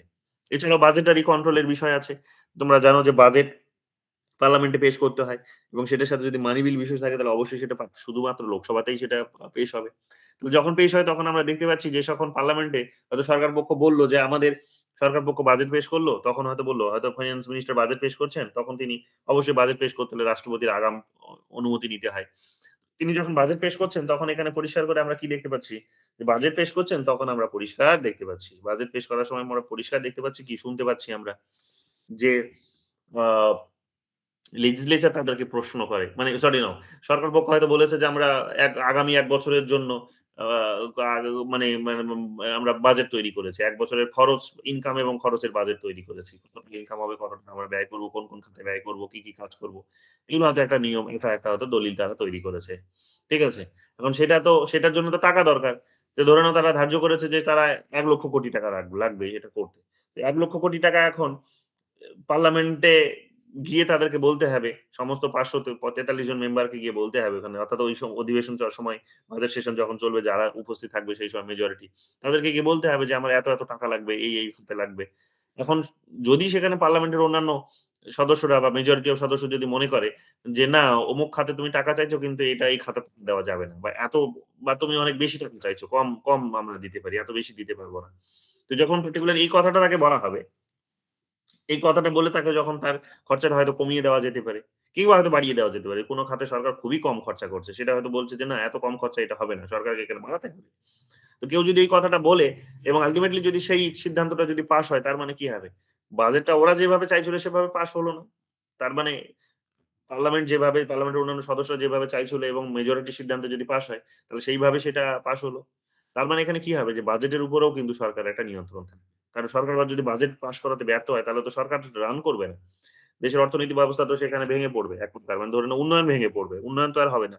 তাই না? কাজ তো কা কা কা কাজ তো তার গতি হারিয়ে ফেলবে। তো স্বাভাবিকভাবেই সরকারের এই খরচার দিকে তাকিয়ে থাকে জনগণ। এখন জনগণ somehow যদি পাস করাতে না পারে তাহলে সেই সরকারকে টিকিয়ে রাখবে কেন মানুষ? এটা তো সরকারের দায়বদ্ধতা কিভাবে পাস করবে সে? তো আল্টিমেটলি দেখা যায় কি? যে তারা যখন দেখা যাচ্ছে ব্যর্থ হচ্ছে বা হয়তো তারা যেভাবে বলছে সেইভাবে অনেক সময় দেখা যায় পার্লামেন্ট সেইভাবে পাস করায় না। বা সেই একই রকম বাজেটের টাকা হয়তো তারা বরাদ্দ করে না। কমিয়ে দিল কিংবা বাড়িয়ে দিল এগুলো হয়তো হতে পারে। এবার কোন প্রজেক্ট হয়তো তারা বলল যে এটা দরকার নেই। কোন প্রজেক্ট বলতে পারে যে না দরকার আছে। সো বাজেটটা ওরা এক্সাক্টলি যেভাবে চাইছে সেভাবে যদি না পেশ হয়, ঠিক আছে? এবং তাদেরকে যদি প্রশ্ন করা যেতে পারে তার মানে কি বাজেটের উপর এক প্রকার নিয়ন্ত্রণ আছে। বিশেষ করে পাস। শুধু প্রশ্ন করলে হবে না। পাস।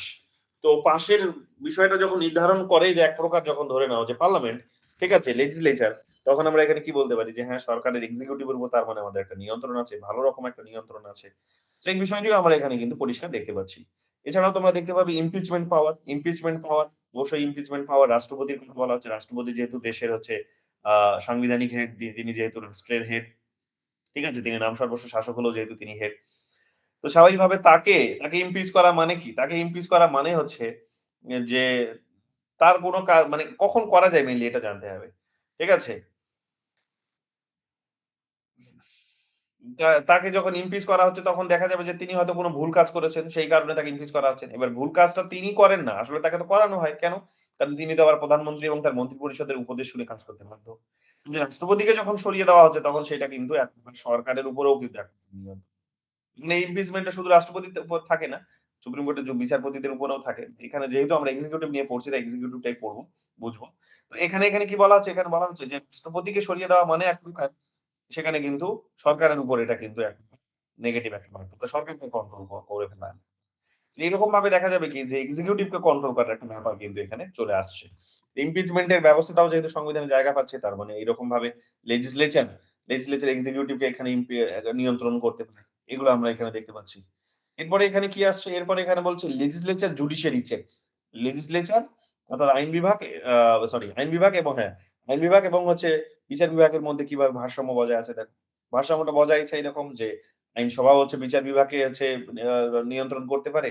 আবার বিচার বিভাগও আইনসভাকে নিয়ন্ত্রণ করতে পারে।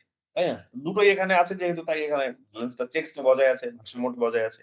তো কিরকম ভাবে দেখো? ১ম এ বলেছে লেজিসলেচার ওভার জুডিশিয়ারি, লেজিসলেচার অর্থাৎ আইনসভা।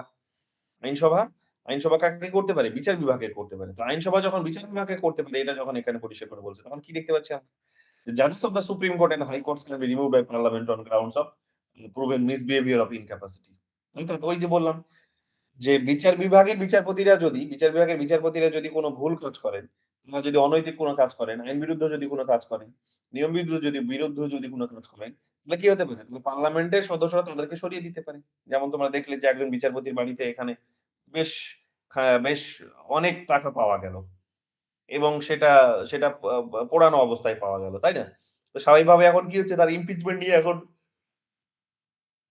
চর্চা চলছে। তাকে ইমপিচ করার ব্যবস্থার মধ্যে দিয়ে যাচ্ছে এই বিষয়টি। ইমপিচ মানে তাকে সরিয়ে দেওয়া। মহা অভিযোগ তার বিরুদ্ধে নিয়ে আসা হয়েছে। ঠিক আছে? তিনি অনৈতিক কাজ করেছেন। তো স্বাভাবিকভাবে তার বাড়িতে এত টাকা পাওয়া যাচ্ছে তাকে সরিয়ে দেওয়ার একটা ব্যবস্থা এখানে তৈরি হচ্ছে। তো এইরকম ভাবে কি ধরা যে বিচারপতিদেরকে তার মানে নিয়ন্ত্রণ করা যেতে পারে। তাই না? যে বিচারপতিরা যা খুশি তাই করতে পারে না। বিচারপতিদের কাজে যদি অনৈতিকতা দেখা যায়, বিচারপতিদের কাজে যদি আইন বিরুদ্ধতা দেখা যায় তাহলে তাদেরকে নিয়ন্ত্রণ করা যেতে পারে। তাদেরকে পদ থেকে সরিয়ে দেওয়া যেতে পারে। তাই না? তাদের একটা অবশ্যই এটা এই ধরনের কোন ঘটনা বেরিয়ে আসলে বা ইমপিচমেন্ট হচ্ছে তাদের কোন একজন বিচারপতির অবশ্যই তার সম্মানের জন্যও এটা একটা বড় আঘাত ব্যক্তিগতভাবে। তো এই সমস্ত বিষয়গুলো কিন্তু সেখানে রয়েছে। তো থাকার ফলে কি হবে? ওভারঅল বিচারপতিরা কিন্তু একটু ভয়ে থাকে। যে না সরকার চাইলেই এবং যেহেতু তাদের মেজরিটি আছে এবং ইন জেনারেল আরো শুধু মেজরিটি না, ইন জেনারেল আরো অন্যান্য রাজনৈতিক দলগুলো সবাই মিলে চাইলে আমাকে অর্থাৎ ইন জেনারেল আইনসভা চাইলে আমাকে যেকোনো সময় সরিয়ে দিতে পারে। তো কাজেই আমাকে একটু সাবধানে কাজ করতে হবে না। আইন মেনে কাজ করতে হবে। তো এরকম ভাবে তাদের যে নিয়ম বিরুদ্ধতা সেটাকে কিন্তু নিয়ন্ত্রণ করা সম্ভবপর হয়েছে। এরপর কি বলা হয়েছে? এরপর বলছে অ্যামেন্ডমেন্ট অফ কনস্টিটিউশন 368 আর্টিকেল 368 এর পরীক্ষায় একাধিকবার জানতে চেয়েছে তোমরা জানো। যে সংবিধান সংশোধন করার যে ক্ষমতা সেটা সংবিধান সংশোধন করার বিষয়টি সংবিধানের মধ্যে আছে। এখন সংবিধান সংশোধন কে করতে পারে? অবশ্যই পার্লামেন্ট করতে পারে। এখন পার্লামেন্ট যখন সংবিধান সংশোধন করতে পারে তখন কি হলো? যে সংবিধান সংশোধন করে কি করতে পারে? না বিচার বিভাগের যারা বিচার বিভাগ হয়তো এখন যে সমস্ত ইমিউনিটি গুলো পাচ্ছে, সুযোগ সুবিধাগুলো পাচ্ছে সেগুলোকে কমিয়ে দিতে পারে। সেগুলো কমিয়ে দিতে পারে। তাই না? সেগুলো কমিয়ে দিতে পারে। পার্লামেন্ট হয়তো দেখা গেল যে একটা ফিন্যান্সিয়াল এমার্জেন্সি ঘোষণা করে দিল। ফিন্যান্সিয়াল এমার্জেন্সি ঘোষণা করে দিল। ঠিক আছে? এক্সিকিউটিভরা ঘোষণা করে দিল ফিন্যান্সিয়াল এমার্জেন্সি। এখন ফিন্যান্সিয়াল এমার্জেন্সি ঘোষণা হওয়ার ফলে পার্লামেন্টে সেটা পাসও হয়তো হয়ে গেল ফিন্যান্সিয়াল এমার্জেন্সি। এখন পাস হয়ে গেলে কি হবে? জানো যে ফিন্যান্সিয়াল এমার্জেন্সি সিচুয়েশন আসলেই তবে শুধুমাত্র যারা কনস্টিটিউশনাল পোস্টে যারা চাকরি করে তাদের হচ্ছে কি বেতনটা কমানো যায়। নাহলে অন্য কোন গ্রাউন্ডে বেতন তাদের কমানো যাবে না। হতেই পারে ফিন্যান্সিয়াল এমার্জেন্সি জারি করে তাদের বেতনটা কমিয়ে দিল। তো তাদের বেতন যদি এখানে কমিয়ে দেওয়া হয় তাহলে কি হবে আল্টিমেটলি? তারা তো তাদের কোন উন্নতি হবে না। তাই না? তাদের তাদের তারা তারা তো তখন কম্প্রোমাইজ হবে। তারা তো একটুখানি বেতনের বেতনে হয়তো সংসারই চালাতে পারবে না। একটা সমস্যা হতে পারে। সো এই মুশকিলটা হবে কি? এ মুশ মানে মানে এক প্রকার এরকম ভাবে তাদেরকে এক প্রকার ভয় রাখা হয়েছে যে তুমি যা খুশি তাই করতে পারো না। তোমার বেতন কমিয়ে দিতে পারি। সেই ব্যবস্থা সংবিধানের মধ্যে আছে। তাই না? অ্যামেন্ডমেন্ট। আবার দেখেন যে সমস্ত কাজগুলো আছে, যতগুলো কাজ তারা করতে পারে, এটা তাদের কাজ করতে পারাটা তাদের একটা ক্ষমতা। যত বেশি কাজ করবে তত বেশি তাদের ক্ষমতা এখানে জাহির হবে। এই কারণে বেশি, বেশি করে তারা কাজ করতে চায়। এখন ওটাও বলতে পারে পার্লামেন্ট যে আমি তোমাকে এত বেশি কাজ করতে দেব না। পার্লামেন্টে আমি একটা নিয়ম নিয়ে আসছি। নিয়ম নিয়ে এসে বলছি যে পার্লামেন্ট জুডিশিয়ারি অমুক কাজগুলো করতে পারবে, অমুক বিচার করতে পারবে আর অমুক বিচারগুলো করতে পারবে না। বিচার করাটাই তো তার প্রধান কাজ। তো এখন যদি একটা লিমিট বেঁধে দেয় যে অমুক বিচার করতে পারবে আর তমুক বিচার করতে পারবে না, তাহলে কি হবে? তার ক্ষমতাটা এখানে নিয়ন্ত্রণ হয়ে গেল। তার মানে এইরকম ভাবে তাকে কিন্তু নিয়ন্ত্রণ করা যেতে পারে। তো এই ধরনের ব্যবস্থাগুলো কিন্তু পার্লামেন্টে মানে এই সংবিধানে কিন্তু রাখা হয়েছে। যে আইন বিভাগ চাইলে কিন্তু বিচার বিভাগকে নিয়ন্ত্রণ করতে পারে। বিচারপতির বিচার ব্যবস্থাকে নিয়ন্ত্রণ করতে পারে। তার কাজগুলোকে কমিয়ে দেওয়ার মধ্য দিয়ে কিংবা তাদের বেতনটাকে কমিয়ে দেওয়ার মধ্য দিয়ে এগুলো কিন্তু করতে পারে। ঠিক আছে? এগুলো আমরা দেখতে পাই। এছাড়াও এখানে দেখতে পাচ্ছ ৩ নাম্বারে বলছে parliament may alter jurisdiction of court যেটা অলরেডি বলে দিলাম জুরিসডিকশন পরিবর্তন করে দিতে পারে যে কাজগুলো তুমি করছো সেগুলো তোমাকে দিল না। যারা করছো তাদেরকে দিল না, অন্য কাউকে দিয়ে দিল। সুপ্রিম কোর্টের কাজ কেড়ে নিয়ে হয়তো হাইকোর্টকে দিয়ে দিল, হাইকোর্টের কাজ কেড়ে নিয়ে সুপ্রিম কোর্টকে দিয়ে দিল। তাহলে কি হলো? তারা তাদের ক্ষমতাটা কিন্তু কমে যেতে পারে। এটা হতে পারে। তাই না? সুপ্রিম কোর্টের কাজগুলো কমিয়ে দিয়ে হয়তো lower division, lower clerk court গুলোকে দিল বা স্পেশাল কোন কোর্ট তৈরি করল। তাহলে এরকম ভাবে কি হতে পারে যে কোর্ট ব্যবস্থাকে বিচার ব্যবস্থাকে এক প্রকার কিন্তু কন্ট্রোল করা যেতে পারে। এগুলো আমরা কিন্তু এখানে পরিষ্কারভাবে দেখতে পাচ্ছি। তো এখানে আইন বিভাগ কিন্তু এই সমস্ত কাজগুলো কিন্তু পরিষ্কার করতে পারে। এরপর চলে আসো জুডিশিয়ারি কি করে? আইন বিভাগকে নিয়ন্ত্রণ। আইন বিভাগ তো জুডিশিয়ারিকে তো দেখলাম। আইন বিভাগ হচ্ছে বিচার বিভাগকে নিয়ন্ত্রণ করে। এটা দেখলাম। এবার বিচার বিভাগ কিভাবে আইন বিভাগকে মানে সরি আইন বিচার বিভাগ কিভাবে হ্যাঁ, বিচার বিভাগ কিভাবে আইন বিভাগকে নিয়ন্ত্রণ করতে পারে? তাহলে এখানে তোমরা দেখবে আর্টিকেল ১৩ যেখানে হচ্ছে আইনের ডেফিনিশন দেওয়া হয়েছে। আর্টিকেল ১২ তে তোমরা জানো স্টেটের ডেফিনিশন দেওয়া হয়েছে। ১৩ তে আইনের ডেফিনিশন দেওয়া হয়েছে। ঠিক আছে? তো আইনের ডেফিনিশন এখন বিচারপতিরা আইনের ডেফিনিশন জানো যে তোমরা যে সংবিধানের অভিভাবক বা ব্যাখ্যাকর্তা কাকে এটা বলা হয়েছে? সংবিধানের অভিভাবক বা ব্যাখ্যাকর্তা বলা হয়েছে বিচার বিভাগকে বা সুপ্রিম কোর্টকে। এখন সুপ্রিম কোর্ট বিশেষ করে সুপ্রিম কোর্টকেই বলা হয়েছে। এখন সুপ্রিম কোর্ট কোন একটা আর্টিকেল, কোন একটা সংবিধানের কোন একটা বিষয়, সে তো নিজের মতো করে ইন্টারপ্রেট করতে পারে, নিজের মতো করে ব্যাখ্যা করতে পারে। সেই ব্যাখ্যা করার অধিকার তো সংবিধান তাকে দিয়েছে আর্টিকেল ১৩ অনুসারে। এখন সে ধরে নাও যে লেজিসলেচার যেভাবে হচ্ছে আইন পাস করছে। এখন বিচারপতিরা বলছে যে না এটার মধ্যে একটা তুমি এটা ভুলভাবে এটা করছো। আইন বিভাগ যেভাবে আইন পাস করছে দেখা গেল যে এখন বিচারপতিরা এসে বলছে, বিচার বিভাগ বলছে, সুপ্রিম কোর্ট বলছে যে তুমি ভুলভাবে আইন পাস করছো। এইটা এইভাবে নয় ওইভাবে করতে হবে। কেন? কারণ আমিই তো ডিসাইড করব না যে তুমি কাজটা কিভাবে করবে। কারণ ওই সংবিধানের ব্যাখ্যা করার অধিকারটা তো সংবিধান আমাকে দিয়েছে। সো কাজেই আমি বলছি যে তুমি যেভাবে করছো এটা ভুল প্রসেস। আমি যেভাবে বলছি সেইভাবে কর। এটা যদি হয় তাহলে কি হবে? তার মানে বিচার বিভাগেরও ক্ষমতা আছে তার মানে আইন বিভাগের কাজগুলোকে নিয়ন্ত্রণ করা। তাই না? আইনগুলো কাজগুলোকে হচ্ছে আ বদলে দেওয়ার এই সমস্ত ক্যাপাসিটি তাদেরও আছে। এছাড়া ৩২ নম্বর ধারা অনুসারে তোমরা জানো যে হাইকোর্ট এবং সুপ্রিম কোর্ট গুলোকে বিশেষ পাওয়ার দেওয়া হয়েছে। কিসের ক্ষেত্রে? না আ হিউমেন রাইটস প্রোটেকশন এর ক্ষেত্রে। এবং এবং সরি হাইকোর্টকে না, সুপ্রিম কোর্টকে ৩২ নম্বর ধারা অনুসারে সুপ্রিম কোর্টকে বিশেষ পাওয়ার দেওয়া হয়েছে এবং ২২৬ নম্বর ধারা অনুসারে হাইকোর্টকে বিশেষ পাওয়ার দেওয়া হয়েছে যে মানুষের যদি মৌলিক অধিকারগুলো খন্ডন হয় তাহলে কি করতে পারে? সুপ্রিম কোর্ট হচ্ছে স্বতঃস্ফূর্ণোদিতভাবে হয়েও কিন্তু মামলা করতে পারে। স্বতঃস্ফূর্ণোদিত মামলা করতে পারে বা নিজের মতো করে কিন্তু তাড়াতাড়ি চটজলদি সেখানে মামলার বিচার রায় করতে পারে। দিতে পারে। এই সমস্ত বিষয়গুলো বলা হয়েছে। যেকোনো অফিসিয়ালস কে ডেকে পাঠাতে পারে। তাই না? যেকোনো অফিসিয়ালস কে ডেকে পাঠাতে পারে। যেকোনো অফিসিয়ালস কে তার পদ থেকে সরিয়ে দিতে পারে। তাই না? তো এই সমস্ত কাজগুলো যেহেতু এখানে পরিষ্কার করে বলা হয়েছে, সংবিধানে যেহেতু এই প্রভিশনস গুলো রাখা হয়েছে, এখানে তাহলে তার ফলে আমরা কি দেখতে পাচ্ছি? যে এই প্রভিশনস গুলো এখানে থাকার ফলে বিচার বিভাগ তার মানে চাইলে হচ্ছে এখানে কি করতে পারে? যে এখানে হচ্ছে পার্লামেন্টের তৈ নিয় পার্লা মানে পার্লামেন্টের যে আইন তৈরি করার যে কাজ সেখানে হস্তক্ষেপ করতে পারে। আমরা বলতেই পারি যে যেভাবে তুমি আইন পাস করছো সেটা কিন্তু ঠিক নয়। এটা ভুল পথে আইন তৈরি করছো। ভুলভাবে তৈরি হয়েছে। ব্যাখ্যায় গন্ডগোল হচ্ছে। এগুলো তারা বলতেই পারে। তার মানে এক প্রকার এই কথাগুলো বলে তাদের তৈরি করা আইনটিকে বাতিল করে দিতে পারে। তাই না? তো তাদের তৈরি করা আইনটিকে বাতিল করে দিতে পারে। যেমন তোমরা দেখবে যে পার্লামেন্ট লাস্ট একটা বড় আইন বাতিল করেছে। সরি বিচার বিভাগ লাস্ট একটা বড় আইন বাতিল করেছে সেটা হচ্ছে যে ৯৯ তম সংবিধান সংশোধনের মধ্য দিয়ে যে এনজেএসি এসেছিল। ন্যাশনাল জুডিশিয়াল অ্যাডভাইজারি বা এরকম একটা কমিশন যে এসেছিল। ঠিক আছে? যে বিচারপতিদের নিয়োগের ক্ষেত্রে তারাই সেখানে বিচারপতিদের নিয়োগটাই কমিশন ডিসাইড করবে। এখন এটা তো ৯৯ তম সংবিধান সংশোধন করল। এখন করল তো ঠিকই কিন্তু বিচারপতিরা কি করল? বিচারপতিরা এই আইনটাকে কিন্তু নাল অ্যান্ড ভয়েড করে দিল। আনকনস্টিটিউশনাল ঘোষণা করে দিল যে এটা না, এটা হতে পারে, এটা অসাংবিধানিক। তো তারা যতই আইন তৈরি করুক লেজিসলেচার, বিচারপতিরা এখানে কি করতে পারে? তাদের ক্ষমতা আছে যে সেটাকে অসাংবিধানিক বলে। কারণ কোনটা সাংবিধানিক আর কোনটা অসাংবিধানিক এই এটা ডিসিশন নেওয়ার ক্ষমতাও কিন্তু পার্লামেন্টের বিচার বিভাগের আছে। যেহেতু বিচার বিভাগের আছে তাই বিচার বিভাগ ৯৯ তম সংবিধানটাকে সংশোধনটিকে বাতিল করে দিল ২০১৫ সালে। যেহেতু বাতিল করে দিল তাহলে এখানে কি হয়ে গেল? বিচারপতিরা এখানে একটা ওভার পাওয়ার পেয়ে গেল। কার উপর? না লেজিসলেচার উপর। অর্থাৎ আইন বিভাগকে এখানে একটা নিয়ন্ত্রণ করে ফেলল। তাদের কাজটাকে কিন্তু লিমিটেড করে দিল। এই সমস্ত বিষয়গুলো আমরা দেখতে পাচ্ছি যে তাদের ক্ষমতাটিকে নিয়ন্ত্রণ করার ক্ষমতাটি আসলে এখানে ব্যালেন্সটা বজায় রাখছে বা চেকসটা তাদের উপর বজায় রাখছে। নিয়ন্ত্রণটা বজায় রাখছে যেটা আল্টিমেটলি দেখা যাচ্ছে যে ব্যালেন্সটা বজায় রাখছে গণতন্ত্রের।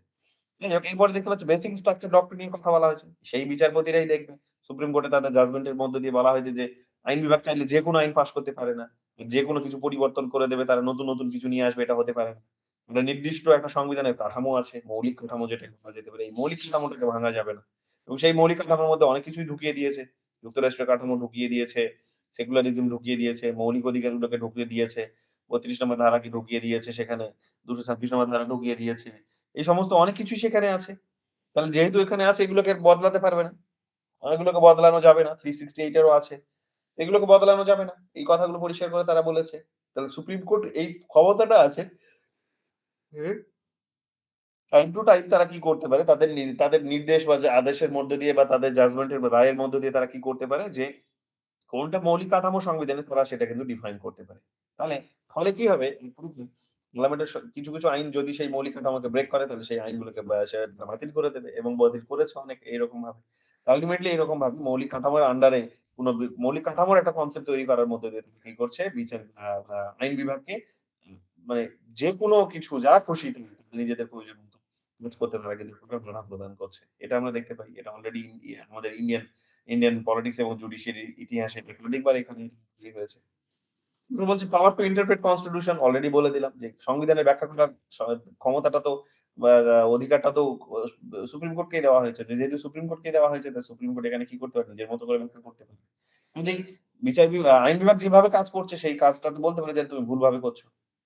ঠিক না? কারণ ব্যাখ্যাটা তো ডিসাইড করবে সুপ্রিম কোর্টের উপরে। তো তারা যদি বলে তুমি ভুলভাবে করছো তাহলে তাহলে সেটা ভুল হয়ে যাবে। এইটাই আমরা দেখতে পাই। রিট জুরিডিকশন যেমন তোমরা দেখতে পেলে যে আ এ সংবিধান ইয়ের একটা বলতে পারো যে লেজিসলেচার আ মানে আ এনসিইআরটি দেখতেই পাচ্ছ যে একটা বই প্রকাশ করেছে। তো এনসিইআরটি তো একটা সেন্ট্রাল গভর্নমেন্টের একটা বলতে পারো যে একটা বডি। তাহলে সেই বডির একটা বই লিখেছে। সেই বই তৈরি করেছে। সেই বইয়ে সেখানে জুডিশিয়ারিকে কারাপশন এর সাথে জড়িত দেখিয়েছে। এখন সুপ্রিম কোর্ট বলছে যে তোমাকে আইনটা বাতিল করতে হবে। এই বইটাকে বাতিল করতে হবে। সেখানে তারা বাতিল করতে বাধ্য। যদি এটা সরকারের দায়বদ্ধ কিন্তু আল্টিমেটলি এরকম ভাবে মোটামুটি দেখতে পান যে আ এটা লেজিসলেচার এর সাথে যদি কোন এই ধরনের কোন বিষয় থাকে যে আইন তৈরি হয়েছে তো সেটা সেই আইন তৈরি করা বডিটার উপর তার নিয়ন্ত্রণ করার মধ্য দিয়ে এখানে এক প্রকার কিন্তু আইনটার উপরে নিয়ন্ত্রণ করে বোঝায়। তাই না? এগুলো আমরা দেখতে পাই। রিট জুরিডিকশনটা কি? রিট জুরিডিকশন হচ্ছে যে লেখ জারি করার ক্ষমতা। রিট জুরিডিকশন হচ্ছে লেখজারি করার ক্ষমতা। যে সুপ্রিম কোর্ট চাইলে এই যে ৩২ নম্বর ধারা অনুসারে ২২৬ নম্বর ধারা অনুসারে হাইকোর্ট লেখ জারি করতে পারে। লেখ জারি করে তারা কি করতে পারে? যে লেজিসলেচার এর হচ্ছে কোন আইনকে বাতিল করে দিতে পারে যে যদি সেটা মৌলিক অধিকারের সাথে কন্ট্রাডিক্ট করে। তাহলে যেহেতু তারা এটা করতে পারে, এক প্রকার কি হচ্ছে যে তারা বিভাগের উপর ক্ষমতা জারি করছে। সেই সমস্ত বিষয়গুলো আমরা এখানে কিন্তু পরিষ্কার দেখতে পাচ্ছি। তাহলে এইরকম ভাবে আমরা দেখতে পাবো কি যে লেজিসলেচার এবং জুডিশিয়ারির মধ্যে যে ভারসাম্য, সেই ভারসাম্যটা বজায় আছে কেন? কারণ আইন বিভাগও বিচার বিভাগের উপর নিয়ন্ত্রণ করতে পারে। আবার বিচার বিভাগও আইন বিভাগের উপর নিয়ন্ত্রণ করতে পারে। তো এরকম ভাবে একে অপরের উপর নিয়ন্ত্রণ করার মধ্য দিয়ে তারা নিয়ন্ত্রণ নিজেদের কিন্তু রেখেছে। এই বিষয়গুলো আমরা দেখতে পাচ্ছি। এরপরে দেখতে পাচ্ছ executive judiciary check. Executive judiciary check অর্থাৎ এক্সিকিউটিভ হচ্ছে বিচার বিভাগকে নিয়ন্ত্রণ করতে পারে। যেমন জুডিশিয়ারি যেমন হচ্ছে আইন বিভাগকে নিয়ন্ত্রণ করতে পারে। আ এক্সিকিউটিভ কে নিয়ন্ত্রণ করতে পারে, তেমনি এক্সিকিউটিভ হচ্ছে জুডিশিয়ারি কে নিয়ন্ত্রণ করতে পারে। অর্থাৎ প্রশাসক যারা আছে, মন্ত্রী যারা আছে, তারাও আবার কি করতে পারে বা রাষ্ট্রপতি, তারাও কি করতে পারে বিচার বিভাগকে নিয়ন্ত্রণ করতে পারে। কি করে? অ্যাপয়েন্টমেন্ট এর বিষয়ে। যেমন এখানে একটা ব্যবস্থা রাখা হয়েছে যে অ্যাপয়েন্টমেন্ট এর বিষয়। যখন যখন জাজেসরা নিয়োগ হবে, তখন সেই নিয়োগের সিলমোহরটা কে দেবেন? ফাইনাল অ্যাপ্রুভাল তো রাষ্ট্রপতি দেবেন। সংবিধানে এই প্রসেস রাখা হয়েছে।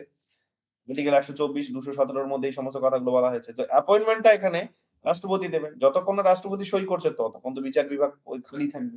সেখানে জাজেসরা তো নিয়োগ হবে না, বিচার বিভাগে নিয়োগ হবে না। বিচার বিভাগরা বিচার বিভাগের বিচারপতিরা সেখানে জাস্ট তাদের নামগুলো কাকে বিচারপতি করা হবে তাতে হবে সেটা রেকমেন্ড করতে পারে রাষ্ট্রপতিকে। কিন্তু রাষ্ট্রপতি যতক্ষণ না সই করবে ততক্ষণ তো সে বিচার হতে পারবে না। বিচার আদালতেই ঢুকতে পারবে না। তাই না? ওই বিচারক হওয়ার ক্ষমতা দেখাতে পারবে না। তাহলে এই নিয়ন্ত্রণ ব্যবস্থায় যদি এখন কেউ এই বিচারপতিদের নিয়োগের ক্ষেত্রে যদি এখন রাষ্ট্রপতি বলে যে আমি ১০ দিন কোন নিয়োগ করব না, আমি ব্যস্ত আছি। বলে দিল ঘোষণা করে। তাহলে ১০ দিন ওই চেয়ারটা ফাঁকা থাকবে। ১০ দিন বিচারপতিদের নিয়োগ হবে না। তাহলে এই যে বিষয়গুলো এবং হাইকোর্টের ক্ষেত্রেও তাই।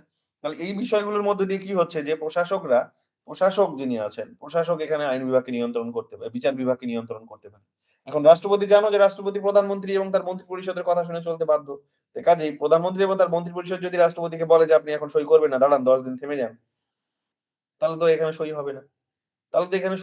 তাহলে তো বিচারপতি নিয়োগ হলো না। তো দিস ইস হাউ বলা যেতে পারে যে এখানে প্রশাসক হচ্ছে বিচার বিভাগকে নিয়ন্ত্রণ করতে পারে। আবার দেখো পার্ডনিং পাওয়ার আছে। অর্থাৎ ক্ষমতা মানে ক্ষমা করার যে ক্ষমতা, ক্ষমা করার ক্ষমতা পার্ডনিং পাওয়ার।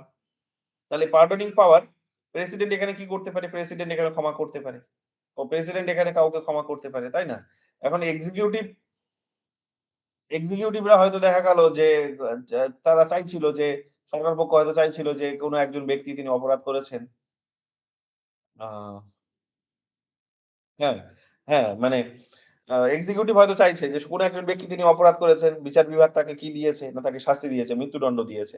কিন্তু রাষ্ট্রপতি সেই মৃত্যুদণ্ড রদ করে দেওয়ার যেহেতু ক্ষমতা পাচ্ছে, ক্ষমা করে দিল, তারা হয়তো সাজাটা কমিয়ে দিল। ঠিক আছে?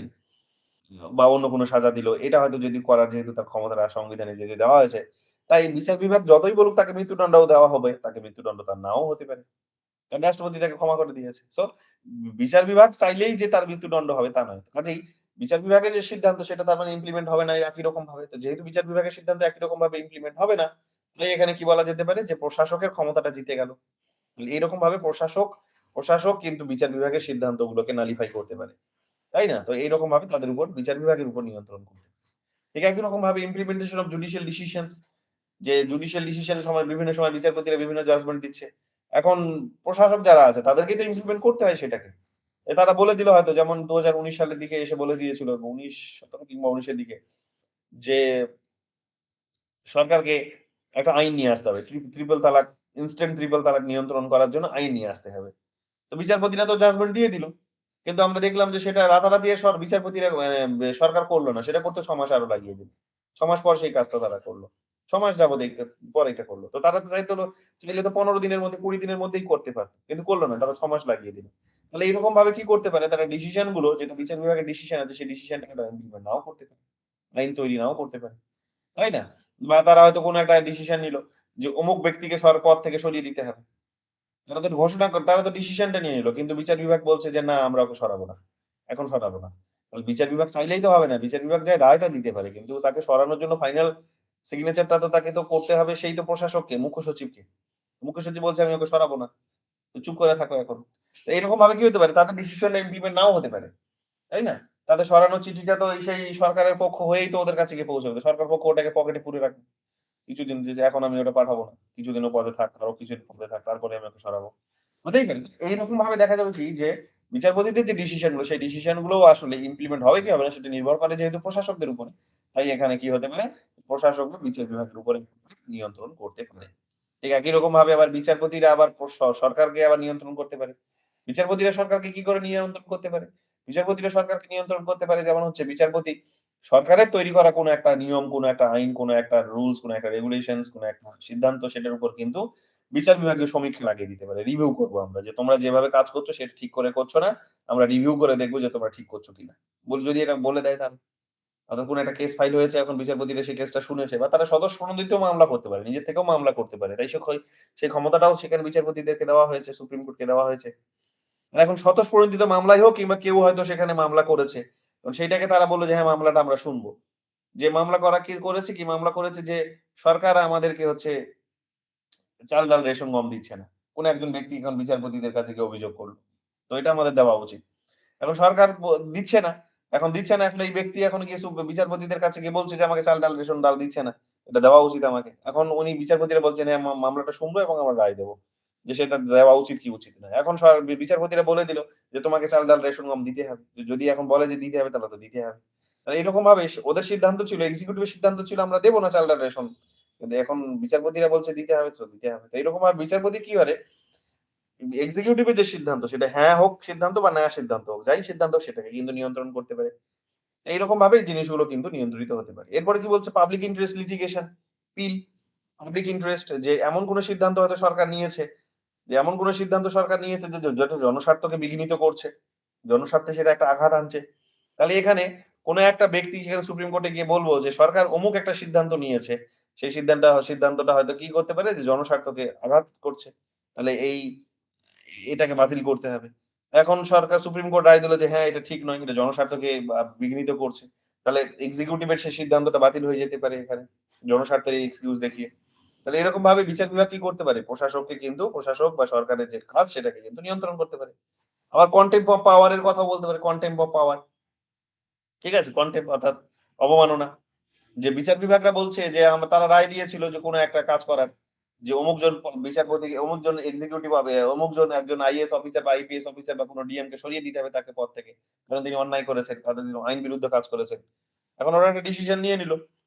তারা একটা ডিসিশন নিয়ে নিল। তাহলে ডিসিশন নিয়ে কি করতে পারে? যখন ডিসিশন তারা নিল, ঠিক আছে? তারা ডিসিশন নিল কিন্তু সেই ডিসিশনটা দেখা গেল যে সেখানে হয়তো ইমপ্লিমেন্ট হলো না। হতেই পারে। তো তখন আবার সরকারের বিরুদ্ধে তখন কি লেগে যাবে? অবমাননা কিন্তু আদালত অবমাননার কিন্তু সেখানে কিন্তু এক প্রকার দায় লেগে যাবে। বা কোন মন্ত্রীর বিরুদ্ধে লেগে যেতে পারে, কোন আমলার বিরুদ্ধে লেগে যেতে পারে। লিগালি তখন কি হবে যে সরকার আদালত অবমাননার জন্য তখন তাকে আবার তার পানিশমেন্ট হতে পারে। তো এইরকম ভাবে দেখা যাচ্ছে কি যদিও পানিশমেন্টটা হবে কি হবে না সেটাও আবার সরকারের উপর নির্ভর করছে। বাট হ্যাঁ, এট লিস্ট কন্টেম্প করার ক্ষমতা তাকে পার্লামেন্টকে বিচারপতিদেরকে দেওয়া হয়েছে, সুপ্রিম কোর্টকে দেওয়া হয়েছে। এই জিনিসগুলো এখানে বা হাইকোর্টকেও দেওয়া হয়েছে। তো এই সমস্ত বিষয়গুলো এখানে কিন্তু আমরা দেখতে পাই। এইরকম ভাবে কি দেখা যাবে যে একে অপরকে নিয়ন্ত্রণ করছে। নিয়ন্ত্রণ করার মধ্য দিয়ে হচ্ছে ভারসাম্যটা কিন্তু বজায় রাখছে। সেটা শুধু নয় যে এই সরকারের শুধু ৩ টে ব্রাঞ্চ একে অপরকে নিয়ন্ত্রণ করার মধ্য দিয়ে ভারসাম্যটা বজায় নেই। বরং এইভাবেও বজায় আছে যে যুক্তরাষ্ট্রের যে কাঠামো, যুক্তরাষ্ট্রীয় ভারসাম্য যেটা বলছিলাম, যে যুক্তরাষ্ট্রীয় বৈষম্য, ডিভিশন অফ পাওয়ার এর কথা যে আমাদের দেশে যে কেন্দ্র এবং রাজ্যগুলিকে হচ্ছে কিন্তু ক্ষমতার ভাগাভাগি করে দেওয়া হয়েছে, ডিভিশন দেওয়া হয়েছে, তাই না? ডিভাইড করে দেওয়া হয়েছে। যে তুমি যেমন কেন্দ্র তালিকা তৈরি করে দেওয়া হয়েছে, কেন্দ্র তালিকা শুধুমাত্র কেন্দ্র তালিকার উপর শুধুমাত্র কেন্দ্র কাজ করবে। রাজ্য তালিকা তৈরি করে দেওয়া হয়েছে সেখানে শুধুমাত্র নিজের রেসপেক্টিভ রাজ্যগুলো নিজের কাজগুলো করবে। এখন 7 শিডিউলে এই কাজগুলো তো কথাগুলো তো বলা হয়েছে ডিভিশন অফ পাওয়ার এর কথা। ইউনিয়ন স্টেট এবং এটা কনকারেন্ট লিস্টও বলা হয়েছে। যে কনকারেন্ট লিস্ট বা যুগ্ম তালিকা, সেই যুগ্ম তালিকায় কি হবে? কেন্দ্র এবং রাজ্য মিলেমিশে কাজ করবে। কিছু বিষয়ের কথা বলা হয়েছে সেখানে যেমন শিক্ষা একটা বিষয়। তো সেই বিষয়ে কেন্দ্র এবং রাজ্য যৌথভাবে কাজ করবে। এই কথাগুলো তো সেখানে বলা হয়েছে। ঠিক আছে? ডিভিশন অফ পাওয়ার এর কথা বলা হয়েছে। ঠিক আছে? কিন্তু বলা হলেও দেখা যাবে কি? যে বলা হলেও দেখা যাবে উম যে বলা হলেও দেখা যাবে যে যুগ্ম তালিকাতে আবার তোমরা দেখবে কি? যে যুগ্ম তালিকাতে আবার হচ্ছে কিন্তু যে কেন্দ্র সরকারের প্রাধান্যটাই বেশি। কেন্দ্র সরকারের প্রাধান্যটাই বেশি। কেন্দ্র সরকার প্রাধান্যটা বেশি দেওয়া হয়েছে যে কেন্দ্র বা রাজ্যে তৈরি করা আইনের উপর যদি সেখানে কোন কনফ্লিক্ট তৈরি হয় তাহলে কেন্দ্র সরকারের আইনটা এখানে জয়লাভ। কেন্দ্র সরকারের সিদ্ধান্তটা জয়লাভ করবে, রাজ্য সরকারের সিদ্ধান্ত নয়। তাহলে এরকম ভাবে এটা কি করা হয়েছে যে আমরা যুক্তরাষ্ট্রীয় তো বলেছি যে কমপ্লিট কেন্দ্র এবং রাজ্যের মধ্যে ভাগাভাগি থাকবে। কিন্তু কমপ্লিট ভাগাভাগিটা নেই। কেন? কারণ এটা আধা ভাগাভাগি হয়েছে। ঠিক আছে? মানে মানে এইরকম ভাবে আমরা কমপ্লিট ভাগাভাগি দেখতে পাচ্ছি না, আধা ভাগাভাগি। যে যেখানে কেন্দ্র রাজ্যও কিন্তু মানে মানে মানে কেন্দ্রেরও একটা হস্তক্ষেপ কিন্তু বেশি রয়েছে। ঠিক আছে? কেন্দ্রের হস্তক্ষেপটা বেশি থাকবে। তো এইরকম ভাবে কমপ্লিট ফেডারেল নয়। ফেডারেল মানে যুক্তরাষ্ট্রীয় কাঠামো। আলাদা, কিন্তু এখানে আলাদা হচ্ছে না, কিন্তু কেন্দ্রের প্রাধান্যটা বেশি থাকছে। সো এইরকম ভাবে যতই আমরা ডিভিশন অফ পাওয়ার কথা বলি না কেন এই ধরনের সেটা কিন্তু কমপ্লিট স স ঠি সে মানে পসিবল নয়। এরকম ভাবে কি করা হয়েছে যে কেন্দ্রের প্রাধান্যটা রাজ্যগুলোর উপর বেশি রাখা হয়েছে। যে কেন্দ্রে তার মানে যেটা বলবে সেটাই জয়লাভ।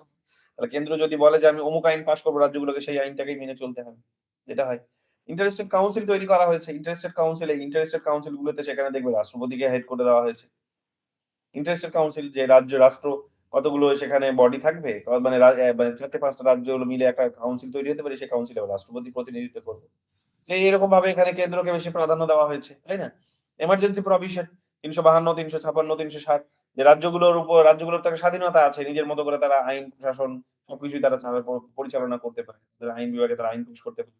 ফিনান্সিয়াল সিদ্ধান্ত তারা স্বাধীনভাবে নিতে পারে তাদের রাজ্যে। কিন্তু যদি ৩৫৬ ধারা রাজি হয়ে লাগু করে দেয় কেন্দ্র সরকার রাজ্যের উপর তাহলে কি হবে? ওই রাজ্যের সমস্ত আইন থেকে শুরু করে আইন শাসন যা কিছু আছে, আইন শাসন প্রশাসন যা কিছু আছে তারা সবকিছু কিন্তু কেন্দ্রের হাতে চলে যাবে। আবার ৩৫২ গোটা দেশ জুড়ে যদি লাগু হয়ে যায় তাহলে এমনিতেও ওই রাজ্যের ক্ষমতা থাকবে না। সেটা কেন্দ্রের হাতে চলে যাবে। ৩৬০ ধারা অনুসারে যদি অর্থনৈতিক ক্ষমতা জারি হয়ে যায় এমার্জেন্সি তাহলে প্রত্যেকগুলো রাজ্যগুলোর স্বাধীনতা বলে কিছু থাকবে না। সবকিছু কেন্দ্রের হাতে চলে যাবে। এটা আমরা দেখতে পাচ্ছি। এই বিষয়গুলো এখানে দেখতে পাচ্ছি। এগুলো আছে। আবার দেখবে আবার দেখবে যে রাজ্যসভাকে বিশেষ ক্ষমতা দেওয়া হয়েছে। রাজ্যসভাকে বিশেষ ক্ষমতা দেওয়া হয়েছে কিছু বিষয়ে। রাজ্যসভাতে আবার রাজ্যের প্রতিনিধিরা থাকবেন। এখন রাজ্যের প্রতিনিধিরা যেখানে থাকবেন তারা সংখ্যাতে যেখানে বেশি হবে অবশ্যই সেখানে রাজ্যের ইন্টারেস্ট গুলো জিতবে। কেন্দ্রের ইন্টারেস্ট জিতবে না। কারণ কেন্দ্রগুলো থেকে কেন্দ্র তো বেশি নেই। ৭ টা কেন্দ্র ধরে নাও। ৭ টা বা ৮ টা কেন্দ্র। তো ৭ টা বা ৮ টা কেন্দ্রে তো কতজন তাদের কেন্দ্রের প্রতিনিধি রাজ্যসভাতে আছে? নেই। তাহলে বেশিরভাগই রাজ্যের প্রতিনিধি। তাহলে কেন্দ্র রাজ্যের মাঝে যে দ্বন্দ্ব ডিভিশন সেই ডিভিশনটাকেও এখানে ব্যালেন্স করা হয়েছে যে রাজ্যগুলোও এখানে জিতবে। রাজ্যগুলো জিতবে। রাজ্যগুলোকে বিশেষ ক্ষেত্রে সেখানে বিশেষ পাওয়ার দেওয়া হয়েছে। এবং রাজ্যের সভা হওয়ার কারণে রাজ্যের মতামতটাই জিতবে সেখানে রাজ্যসভাতে। তো লোকসভাতে যতই তারা পাস করুক না কেন, লোকসভাতে যতই তারা পাস করুক, তাই না? কিন্তু রাজ্যসভাতে তারা সেটা পাস করাতে পারবে না। কারণ রাজ্যসভাতে রাজ্যের ক্ষমতা আছে। সো সরকার যতই ইউনিয়নের পক্ষে কথা বলে লোকসভাতে বিল পাস করিয়ে নিক, কিন্তু সেই বিলটাকে তো রাজ্যসভাতেও পাস করতে হবে যদি সেটা অর্ডিনারি কোনো বিল হয়। কিন্তু রাজ্যসভাতে রাজ্যগুলো যদি দেখে যে এটা আমাদের স্বার্থে আঘাত লাগবে তখন রাজ্যগুলো সেটা আটকে দেওয়ার ক্ষমতা রাখে। তো এরকম ভাবে এখানে কি দেখা যাবে যে রাজ্যের ইন্টারেস্টকে এখানে রাজ্যসভাতে ভ্যালু দেওয়ার কারণে এই কেন্দ্র এবং রাজ্যের মধ্যে যে ডিভিশন সেই ডিভিশনটিও কিন্তু কমপ্লিট ডিভিশন নয় বরং সেখানে কিন্তু ব্যালেন্স বজায় আছে এই জিনিসগুলো আমরা দেখতে পাচ্ছি। ইন্ডিপেন্ডেন্ট কনস্টিটিউশনাল বডিজ কতগুলো আছে? ইন্ডিপেন্ডেন্ট কনস্টিটিউশনাল বডিজ তারাও আসলে দেখা যাবে যে কেন্দ্র এবং রাজ্যের মধ্যে একটা ব্যালেন্স ক্রিয়েট করার চেষ্টা করে। যে কোনো একটা বডিকে এক্সট্রিম মানে মানে ওভার পাওয়ার করতে দেয় না, ওভার পাওয়ার হতে দেয় না।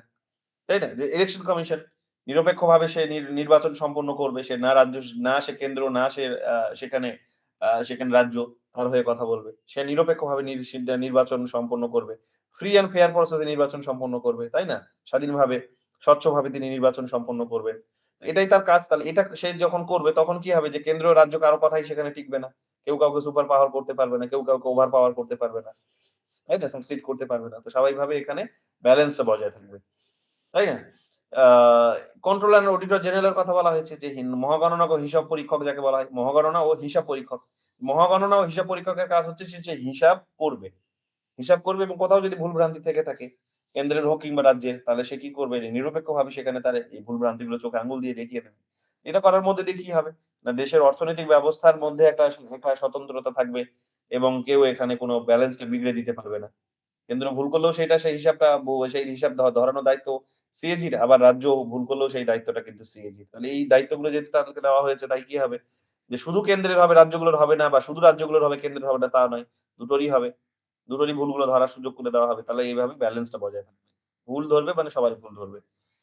Union public service commission, UPSC তারাও যে রিক্রুটমেন্ট আইএএস, আইপিএস দের যে রিক্রুটমেন্ট গুলো করে থাকে, আইপিএস দের রিক্রুটমেন্ট গুলো করে থাকে, তারা জানো যে বিভিন্ন রাজ্যে এবং কেন্দ্রশাসিত অঞ্চলে গিয়ে নিয়োগ পায়। বিদেশেও তারা নিয়োগ পায়। কেন্দ্র সরকারের হয়ে, হ্যাঁ? অল ইন্ডিয়া সার্ভিস এর হয়ে। তো এখানে এই বডি গুলো নিরপেক্ষ হিসেবে যেহেতু কাজ করে তাই তারা দেখা যাবে যে নিরপেক্ষ তারা হচ্ছে ব্যক্তিকে তারা নিয়োগ করতে পারে। নিরপেক্ষ ব্যক্তিকে নিয়োগ করতে পারলে নিরপেক্ষ ব্যক্তি গিয়ে নিরপেক্ষভাবে কাজ করার একটা সম্ভাবনা তৈরি হয়। তো এগুলো একটা সম্ভাবনা যে দেশের মধ্যে এই কারণে কেন্দ্র রাজ্য কারোরই প্রভাব থাকবে না, ব্যালেন্স বজায় থাকবে। ফিন্যান্স কমিশনকে তো তৈরি করা হয়েছে। ফিন্যান্স কমিশন তোমরা জানো যে অর্থনৈতিক যে সমস্ত বিষয়গুলো সেগুলো নিয়ে দেখাশোনা করে। তাহলে এখানে কেন্দ্র রাজ্যের মধ্যে এখানেও অর্থনৈতিক বিষয়ে কারো এখানে বিশেষ ক্ষমতা থাকবে না।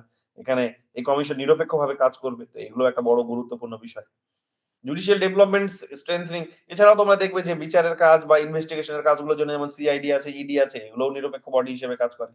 যদি এরা হচ্ছে কেন্দ্র সরকারের আন্ডারে থাকে, ঠিক আছে? সিবিআই, ইডি কিন্তু তারপরেও দেখা যায় যে অনেক সময় নিরপেক্ষভাবে কাজ করার কথা বলা হয়েছে। কিন্তু নিরপেক্ষভাবে কাজ করা এরা করে না, করতে পারে না। তাই না? এরা করতে পারে না এই সমস্ত বিষয়গুলো আমরা দেখতে পাই। তো যাই হোক মোটামুটি ভাবে এই ৪ টে ইনস্টিটিউশন এর কথা বলা যেতে পারে। এরা কি করে? নিরপেক্ষ ভূমিকা কিন্তু পালন করে। বা করার কথা তাদেরকে বলা হয়েছে, তাদেরকে এই দায়িত্বটা দেওয়া হয়েছে এবং এটার মধ্য দিয়ে কিন্তু গণতন্ত্রের যে ভারসাম্য সেটা কিন্তু বজায় থাকে।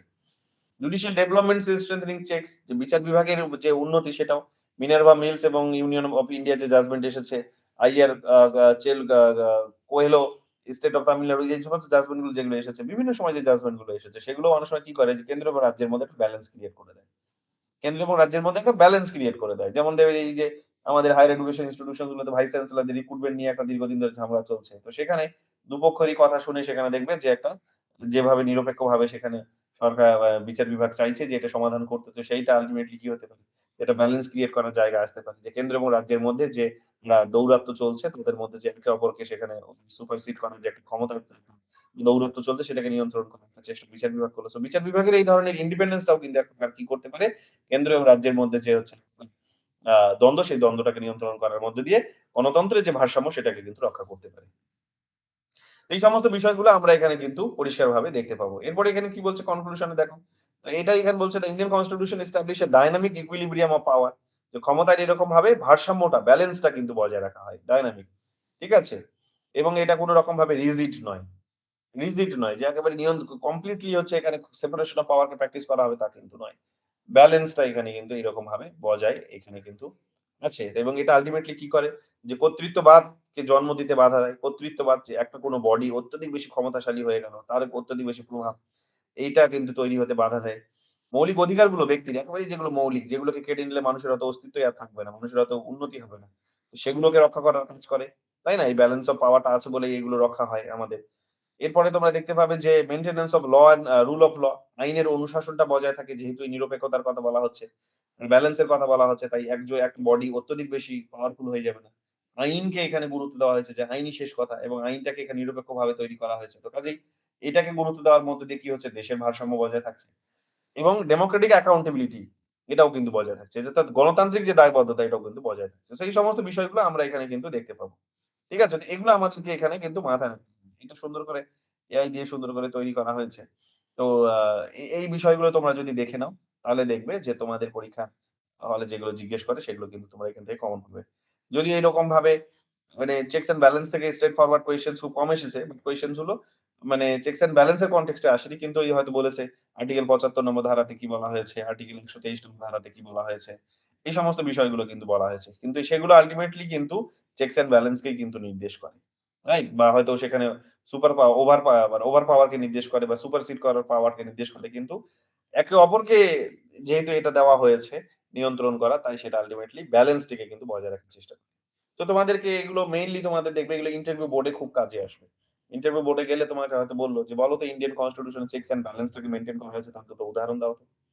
তো তখন তোমাকে প্রত্যেকটার উদাহরণ দিতে হবে যে আইন বিভাগ কিভাবে বিচার বিভাগকে নিয়ন্ত্রণ করছে, বিচার বিভাগ কিভাবে আইন বিভাগকে নিয়ন্ত্রণ করছে। তাই নি?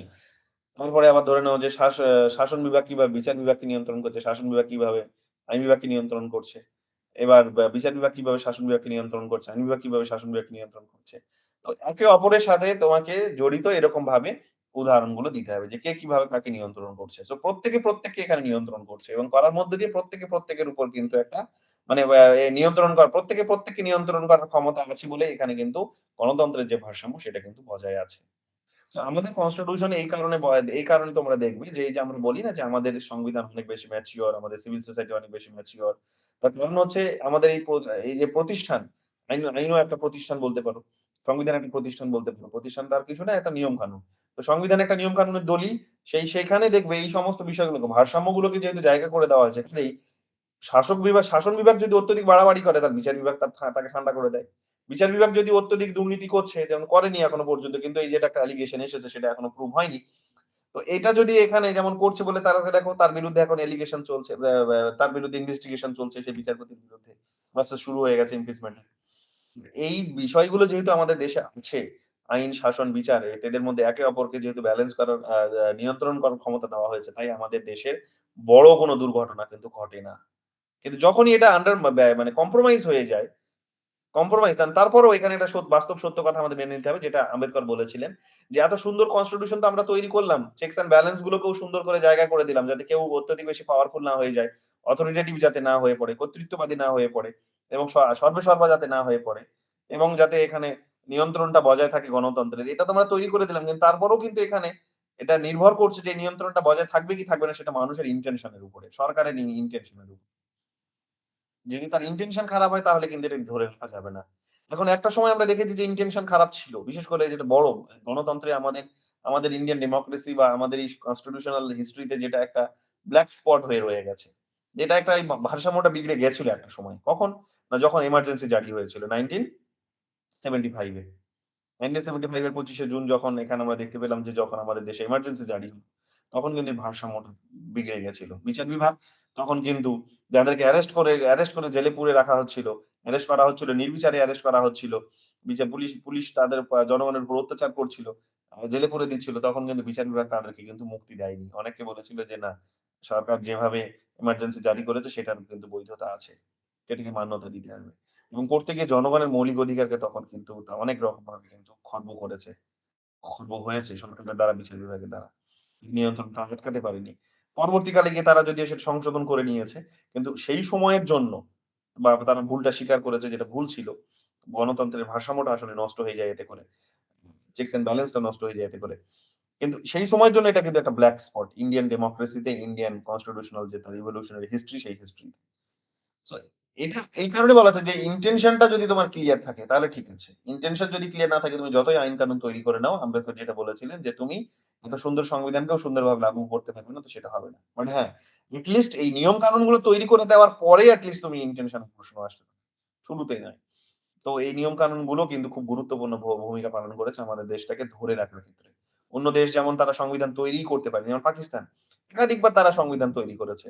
এবং একটার পর একটা সংবিধান তারা তৈরি করেছে, ব্যর্থ হয়েছে। তাদের সংবিধান টেকেনি। টেকেনি তাদের সংবিধান। একাধিকবার তারা সংবিধান তৈরি করেছে। তো ফলে তাদের দেশে দেখতেই পাচ্ছ যে গণতন্ত্রের যে কাঠামো সেটা ভেঙে পড়েছে। জনগণের স্বাধীনতা সেখানে একেবারে ভেঙে পড়েছে। এবং সেখানে দীর্ঘদিন ধরে মানুষ সেখানে স্বাধীনতার স্বাদ পাচ্ছে না। এক প্রকার স্বাধীন দেশেও তারা স্বাধীনতার স্বাদ পাচ্ছে না। দেশে উন্নয়ন হচ্ছে না। আমাদের দেশে আ বা বা স্বাধীনতা মানুষের ওভারঅল এনশিওর হচ্ছে না। এই সমস্ত জিনিসগুলো আমরা দেখতে পাচ্ছি। কিন্তু আমাদের দেশে যেহেতু এই জিনিসগুলো হয়নি, খুব সুন্দরভাবে এই ধরনের ইনস্টিটিউশনাল ব্যালেন্স গুলো যেহেতু করা হয়েছে, কনস্টিটিউশন এ যেহেতু এই সমস্ত ব্যালেন্সের বিষয়গুলোকে নির্দেশ করা হয়েছে, কাজেই আমরা দেখতে পাচ্ছি যে কোন একটা বডি সেখানে কিন্তু ওভার পাওয়ার, সুপার পাওয়ার হয়ে যায় না। সুপার পাওয়ার এনজয় করে না। কিন্তু পাকিস্তানে এটা হয়েছে। মিলিটারি অত্যধিক বেশি পাওয়ারফুল হয়ে গেছে। রাষ্ট্রপতি অত্যধিক বেশি পাওয়ারফুল হয়ে গেছে। রাষ্ট্রপতি সেখানে কন্ট্রোল করছে, মিলিটারি কন্ট্রোল করছে। এই সমস্ত বিষয়গুলো তাদের দেশে দেখতে পাই। কিন্তু আমাদের দেশে এই জিনিসগুলো দেখতে পাওয়া যায় না। কেন দেখতে পাওয়া যায় না? তার কারণ এই ব্যালেন্স গুলো সেখানে কিন্তু জায়গা করে দেওয়া হয়েছে। কিংবা আমাদের দেশে বড় কোনো আন্দোলন করে যে সরকার ফেলে দিল, বড় কোনো আন্দোলন করে প্রতিষ্ঠানটাকে ফেলে দিল এটাও হয় না। ওই প্রতিষ্ঠানকেই সেখানে আটকে দেয়। ওই জনগণকে আর অ্যাক্টিভ হতে হয় না এত বেশি। কিন্তু অন্য কোনো দেশ অন্যান্য দেশগুলোতে তোমরা দেখবে যে প্রতিষ্ঠানগুলো ব্যর্থ।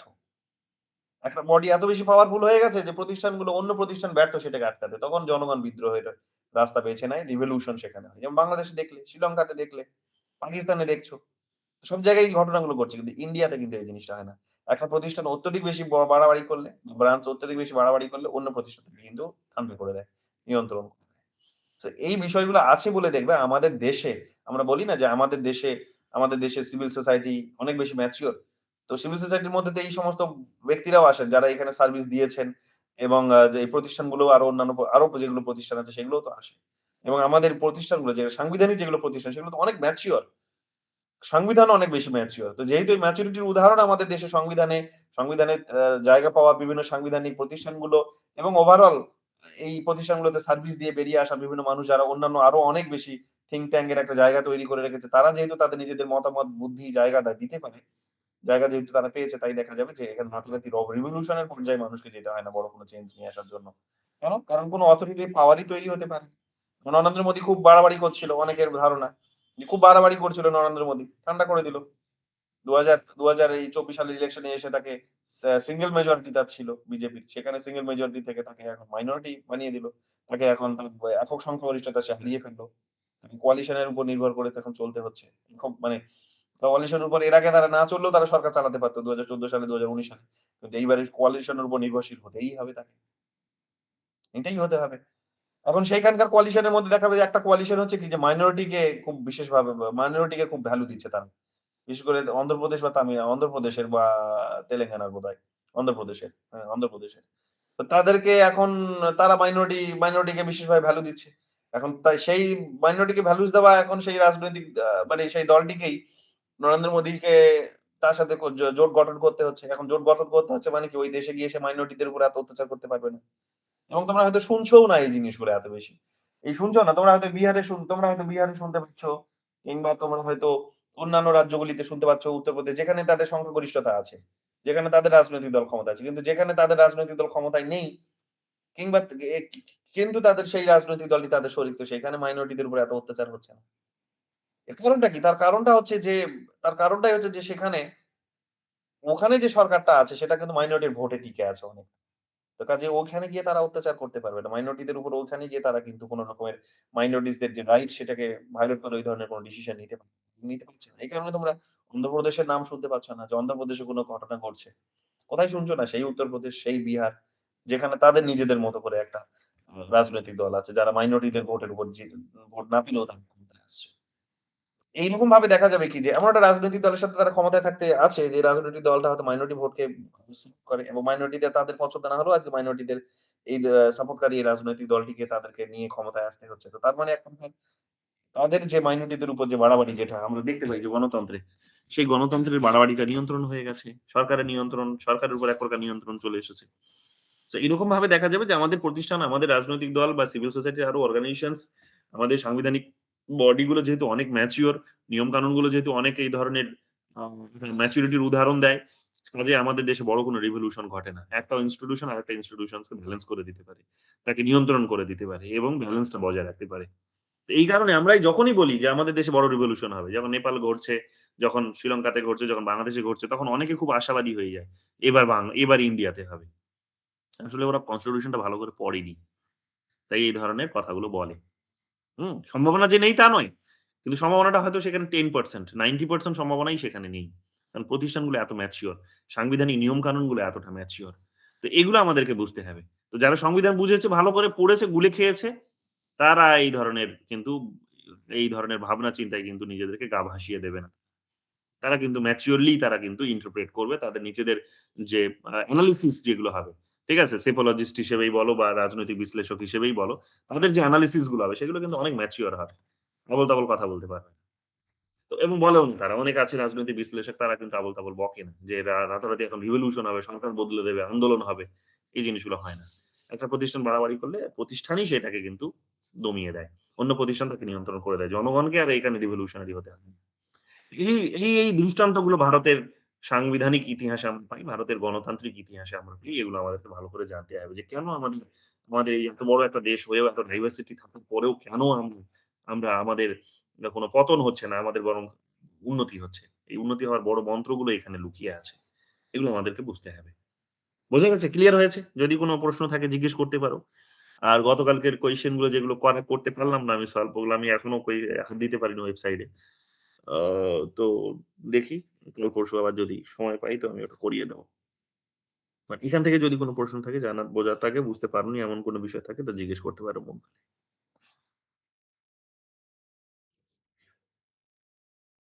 আর কিছু প্রশ্ন বলো? আম্বার, ঝিলিক, লিলি, মহুয়া, মুন্না, এনডিপি, দীপিকা, স্প্রিং, রাজীব, সবিতা। আচ্ছা। তোমার কিছু আছে? বলো। বোঝা গেছে তো?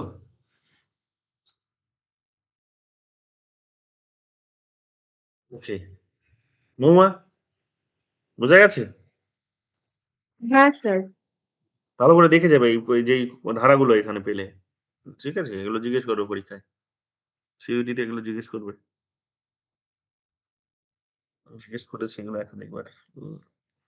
ঠিক আছে তাহলে। আচ্ছা এতটুকুই থাক। যেহেতু তোমাদের কোনো আর প্রশ্ন নেই।